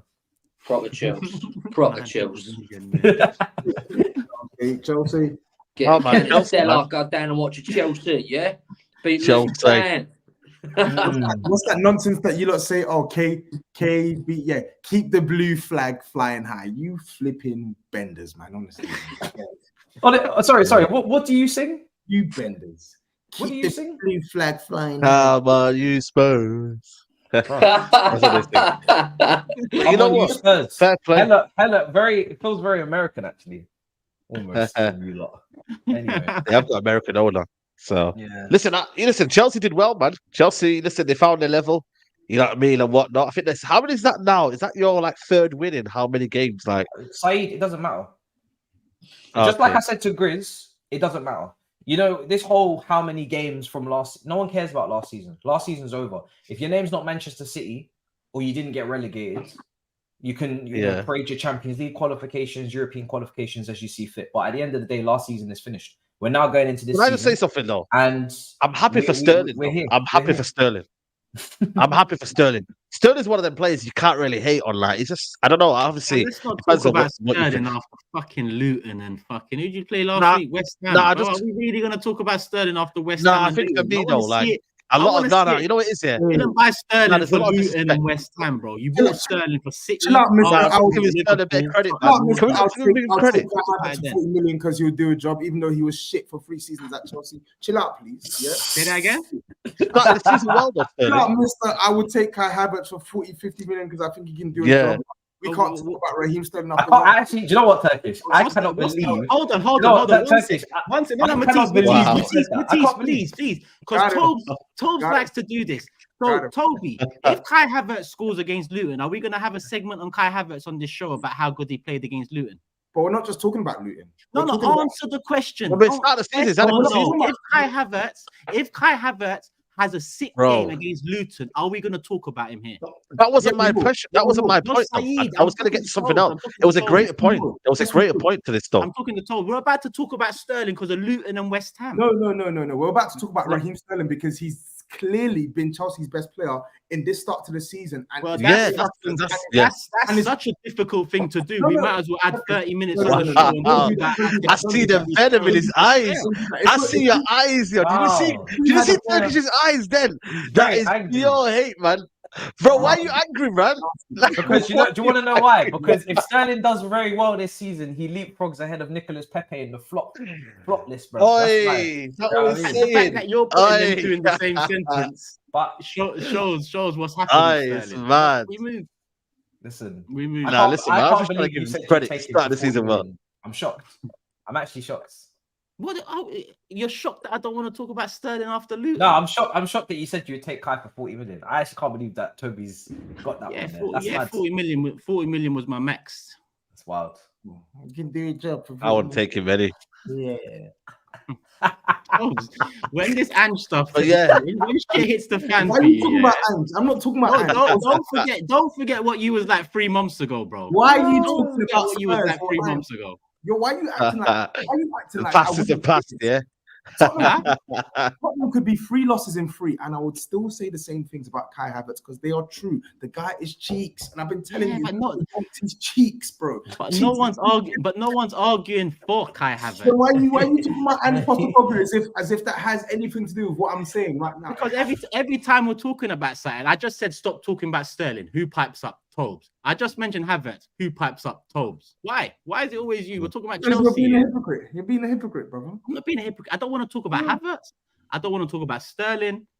And I don't want to talk about Tottenham. That's just general running. If you talk about Chelsea, if you talk about Chelsea versus Luton, you have to talk about Sterling because Sterling was the best player. He got 2 goals and then this was a fantastic performance, regardless of who he's playing. And he's had a good start to the season. Yeah, exactly. He's very, very good. Do you know what I'm saying? Yeah, you got triggered there. I don't know why you got triggered there, because I was literally about to go and say it's not only about Luton, it's about the start of the season, and he's done well. He's actually been one of their best players. And also, shout out to Malo Gusto. Listen, I'm going to predict that Chelsea fans are going to like Malo Gusto more than Reece James this season. That's my prediction for the season. Whoa, maybe rely upon but I don't know about like Reece James. Bro, listen. Tough. But man, listen, Gusto, we knew Gusto. We knew what we brought him in for. We needed someone for when Reece James went injured, and we didn't know it was going to happen that quick. But listen, life changed fast. You know what I'm saying? How did you not know it was going to happen that quick? Did you predict August? I had September personally. It was a bit early for me. The guys are sick note. Come on, it was always going to happen very quick, pronto. Yeah, that's why you thought of first. Yeah, man. Yeah, rough, I can't lie. Good signing. Yeah. But anyway, we moved. Do you know what I mean? Let's stop talking about Chelsea and football. Let's talk about whatever Turkish wants. What do you want to talk about? You want to talk about smoke shops? Yeah, exactly. Smoke shops in New York. Who else? I just don't understand. We was about to wax lyrical about Sterling after Luton. Fucking how the mighty have fallen from league titles, from league titles and 20 goal seasons to praise after Luton. Can we rewind? Because I don't want to rewind. I want to fast forward and stop, bro. Okay, yeah, we can stop. But at the start of the show, you were like, "Oh, I think we need to shine a spotlight on Darwin Nunez when he scored his brace against Newcastle after some of his dodgy ass performances." Newcastle away from home, off the bench, or Luton at home. Okay, and what about Raheem Sterling with a £1 billion squad? Tearing apart the team that you're praising for beating Newcastle away from home. You know what? With Nunez, I gave him 30 seconds, and he scored off the bench at St. James Park. With Sterling, you men were about to go back and forth talking about him again after Luton. No, we weren't. He was. SAEED was about to do monologue. TOBS, I know how much you love Sterling. You was about to jump. I don't think there was a monologue, man. Yo, I hope Sterling has a fantastic season. I really do. Bro, it's gonna hurt him, man. It's gonna hurt him. I really do. It's gonna hurt Turkish. I can't lie. I think right wing is just hurting. I don't know if it's Saka's misplaced pass or something. The right wing, he just doesn't want to talk about the right flank today. It's fine. Didn't want to talk about. Didn't want to talk about Kulusevski. You don't want to talk about Sterling. It's fine. You don't want to talk about the right wing. It's no problem. I'm stressed, man. It's got to stress, man. No problem. Yeah, we done. Yeah. Cool. We've still got 10 super chats as well. This is what I'm saying. 7K in the building. 2.8K likes. Let's get to 3 likes, people. Seeing Matisse at Westfield Saturday night. Such a top guy. Matisse, keep reminding Turkish every episode they must win the league this season. Mohammed, stop talking about me when I'm not there, my guy, please. Maverick says, Champions League fan since '96. I've seen my club win every trophy. Tottenham fans are giving bare gas now for their trophy-shaped hot air balloon attraction in 2024. Okay, thanks, Mavic. What is that? Magic Warrior? I don't know what the hell that Yeah, was. it says, thanks for taking your time to stop and chat at the carnival today, Tobes. I wasn't there. Oh, so you were there. I wasn't Wow. there. But Kieran is bad. What a loser, bro. What a Yo, Kieran got man slipping, you know. He got man slipping. Yo, Kieran's Little quick wine and that. Man. What a loser. Monty says, why does Matisse shirt look like he's working in a chippy? Wait, Hugh, that's ain't very this the same shirt he wore in New York? That's very disrespectful. Is this the same shirt he wore in New York? It's It's mad, you know. Man's gonna chippy, you know. It's hot. This is my. I could have been in the Dominican Republic shirt. Bro, that's vile. Yeah, that's like a Hawaii shirt, man. You're looking like you just came from Hawaii or something. Yeah. You know what I mean? Sultan says Saeed celebrated the wrong Anthony goal. Wake up, brother, and hold that emphatically. Matisse, respect for the credit, and Saeed, your time will come. What do you mean wrong Anthony goal? Gordon. Oh, he must be talking about him. Yeah, can't be. Yeah, he definitely must be. Yeah. Must be. Shout out Hugh. Got me coughing on my spliff with that quote. I'm going next year. I like what I see. Comment. Salute every single one of you. Come on, you Gunners. Come on. Love, yeah, love, Tobe said he's going to bring me next year. I'm looking forward to it. Ronnie says, regarding last show's super chat about age job, it's mad the NYPD got GRIZZ working undercover in another country. Quote, community man, my ass was, we see you, copper. Well, he ain't here to defend himself, but he did buy the jumper, so it's on him. Kiefer says, the way some of the Sheffield defenders were grabbing, wrestling, and pushing Haaland in the box is insane. Is it fair that he plays under different sets of rules than other strikers? Jamon says, Saeed said he's sitting with the executives now. Top right, living it up. Not really. I'm the last seat before the executives, so yeah. And we haven't even talked about City. You man was about to go in on Sterling. We haven't even talked about City. Right? Yeah, we need to talk. City's inevitable, man. Wow. That's why it hurts. But I yeah, thought he was on the last game. That's just poor. We had a whole hour on Liverpool. You, man. You need to stop. Had a whole hour on monologues. Liverpool. It's ridiculous. It's the monologue, man. Can you let him talk I told you, man. Yeah. No, I'd rather bitch you. Listen, you guys wanted to spend half an hour debating how to pronounce names and whether we should talk about Havertz and Sterling. I'm easy, man. We're doing our thing. As the old phrase goes, we move in silence. I do want to talk about Mr. Rodri, though. I want to talk about Rodri, yeah? I've changed my mind. He has to win Ballon d'Or. Rodri has to win Ballon d'Or. And I'm gonna tell you why. So if you can all give me a few seconds. Yeah, everybody log out, man. So you wouldn't know much about Ballon d'Ors these days, so you can log out. I'm gonna tell. Listen, this guy does not get the respect he deserves. Rodri, he's the most important player in this team. Listen to this, right? In the last 12 months, Rodri's won the FA Cup, the Premier League for the third time in a row, the Champions League, scored the winning goal in the Champions League final, Champions League Player of the Season, assist the one City the Super Cup, UEFA Nations League winner and player of the tournament. The guy's insane. He's the most important player in this City team. And he's proven it week in, week out. We don't look the same without him. And he's banging clutch goals. I need to hear what you guys think about Rodri, man. He's so the guy. So Haaland can't get it now. Rodri's getting it. Listen, Rodri I love Erling, man. I love Erling, but Rodri, he's that guy right now. He's that guy. Ballon d'Or. Nah, he is incredible. I can't lie. The fact that he's goals into the team as well is ridiculous. And the goal against Bayern Munich, I think, last season as well was ridiculous. So, and they're all hit with his left foot, these ones. But yeah, man, he's insane. He's literally the best defensive midfielder in the world. It's not even. There's no one coming close right now. Maybe in a few years, maybe Tchouaméni will be up there as well. But listen, for me, I think if you were to take him out of your team, yeah, I would say De Bruyne, Haaland, any of those guys could come out over Rodri and you'd still be able to keep playing the way you're playing. But Rodri out of that team is for Phillips. Yeah, that's the biggest drop off in the league. Biggest drop off in the league. And then it might be Nunez now, no? Yeah, man, it's really important we get Nunez done because as great as Rodri is, you can't ham him out 60 games a season again. And he's actually said it himself. He's like, I'm playing too much. Pep don't trust Phillips, so we need to get this Nunez deal done. The word is today that City are going to meet the valuation of 60 million. So to protect Rodri, like you're right, bro. If you take Haaland out, you can still put Alvarez in, and I trust Alvarez to do a decent job. You don't have De Bruyne. You've still got Foden. You've still got Bernardo. You've still got Kovacic. Rodri is the most important man in that whole City team.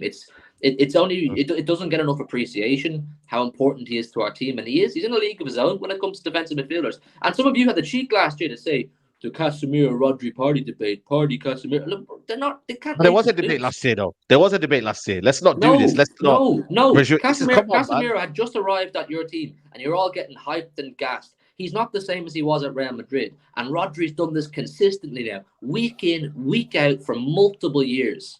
You need to put some respect on it. Is it because he plays for City? I don't know. Now, hold on a minute, man. I don't understand why Man City fans think that rival fans don't rate Rodri. Rodri is world class. I don't think anybody can disagree with that. Nobody's not rating Rodri. It was disrespectful to put his name. How was it disrespectful, though? Casemiro was one of the best. Casemiro is still one of the best DMs in the world. It's not disrespectful. Obviously, bias comes into it, and you're going to think Rodri is better. And like, you should know. Rodri. He does. I'm sorry. Hold on. Do you think Casemiro is better? Well, I think Rodri right now is levels in terms of. Listen, I'm not gonna lie. Showing it. Rodri's passing is too clear. It's too clear to have this sensation. I'm sorry. Rodri is the best DM in world football. Like Casemiro's passing is just nowhere near Rodri's. Last season, it's no longer great. Let's just keep it stepping. Yeah, it's not. It's just not. That would be very biased from you if you weren't. No. I think for me, listen, it's undeniable. I would be crazy biased to say that, but Rodri is clear right now. I have to admit that he's. You know what is right now? He's inevitable. It's pissing me off how inevitable he is now. He's becoming clutch and he's becoming inevitable. This guy was just meant to be the guy that just does the carrot role. Now he's becoming more than just a carrot role. He's now affecting games and winning games, which is fair play. That is a bona fide world class player. Yeah, listen, he got the winning goal, and I'll keep. I didn't want to open up a whole ton of worms because I know we're touching 2.5 hours, but we got our 3 points. We didn't actually play that great in the grand scheme of things, but we showed that fight at the end that GRIZZ spoke about that Liverpool had as well to get our goal, even when we looked like we'd fumbled the bag a bit. But it is what it is. We're on a 100% record now. We got Fulham next week. We could go 100% record into the first international break of the season, and I'll be happy. It is what it is. Cool. Quick question: Do FIFA still, obviously FIFA's the world football body, but they still count all this Messi in America stuff? Yeah, it goes towards his count for the year. Brother, Messi won the World Cup. I need my boy to get that Ballon d'Or. I couldn't give a. He'll win it, man. Let's not do this, man. You know what the Ballon d'Or's like, man. Messi's gonna win it. Let's give the Ballon d'Or to my goat, please. Thank you. Cool. It starts from. When does it start? From the season before, innit? So it will be, yeah. So it'll be from the 1st of December, I think, or November or something until. Well, there you go then.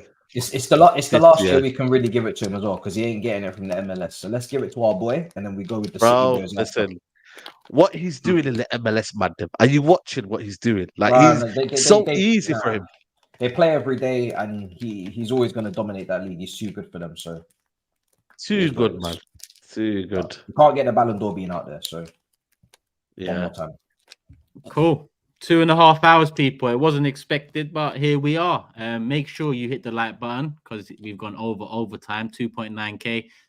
Run up the likes, people. Let's get to 5,000 likes. If you're watching it now and you haven't hit the like button, if you're watching it after, make sure you hit the like button.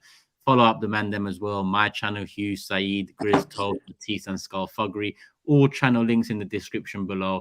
Before we round it up, I've got a prediction table here. A few correct scores this week. I had 1, SAEED had 1, and TOBS had 1. So that's how the table's looking after game week 3. Yo, shit, that's mad. Lovely. Matisse is looking peak already, man. What correct score did I have? 2. I think you had 2. You had 2, didn't you? No, Nah, 1. Was it 2 or 1? Was it 1? Was it the 3? Was it the 3-0 Chelsea? Yes, it was the 3-0 Chelsea. Yes. Yeah. We all got 3-0 Chelsea. Yeah. So for the people listening on audio platforms, we are on audio platforms: Spotify, Apple Music, Amazon Music, all of that. I'm top, 4 correct scores, 18 points. TOBS in second, 2 correct scores, 16 points. SAEED in third, 1 correct score, 13 points. GRIZZ and HUGH are tied on 11 points, no correct scores, and Matisse is bottom, no correct scores, 8 points, 10 points off the top already. But it's still very early days, game week 3. Make sure you follow us on the socials, people. That's where you can keep up to date with predictions, tables, next show times. Go on, funny how Matisse, it's funny how Matisse just said, you know, I'm not involved in the contest. He did. But there he is. Did you miss it, Matisse? Or yeah, he missed it on purpose, man. He said, "Yo, I ain't involved." I said as soon as I heard prediction table, I said, "I'm good." You're gone. I see you guys on Thursday, innit? That's it. Thursday, people. Next show, Thursday. It's going to be another banger because we're going to preview game week 4. It's Arsenal United. No more needs to be said. And the Champions League group stages will be drawn. So there's going to be a hell of a lot to talk about. Thursday, 9 p.m. Make sure you're subscribed. Put the notification bell on and look out for Mank Talk, SAEED and Big Steve this week too. And yeah, we'll keep it moving, people. Make sure you're locked in. Love for the love. We're at peace.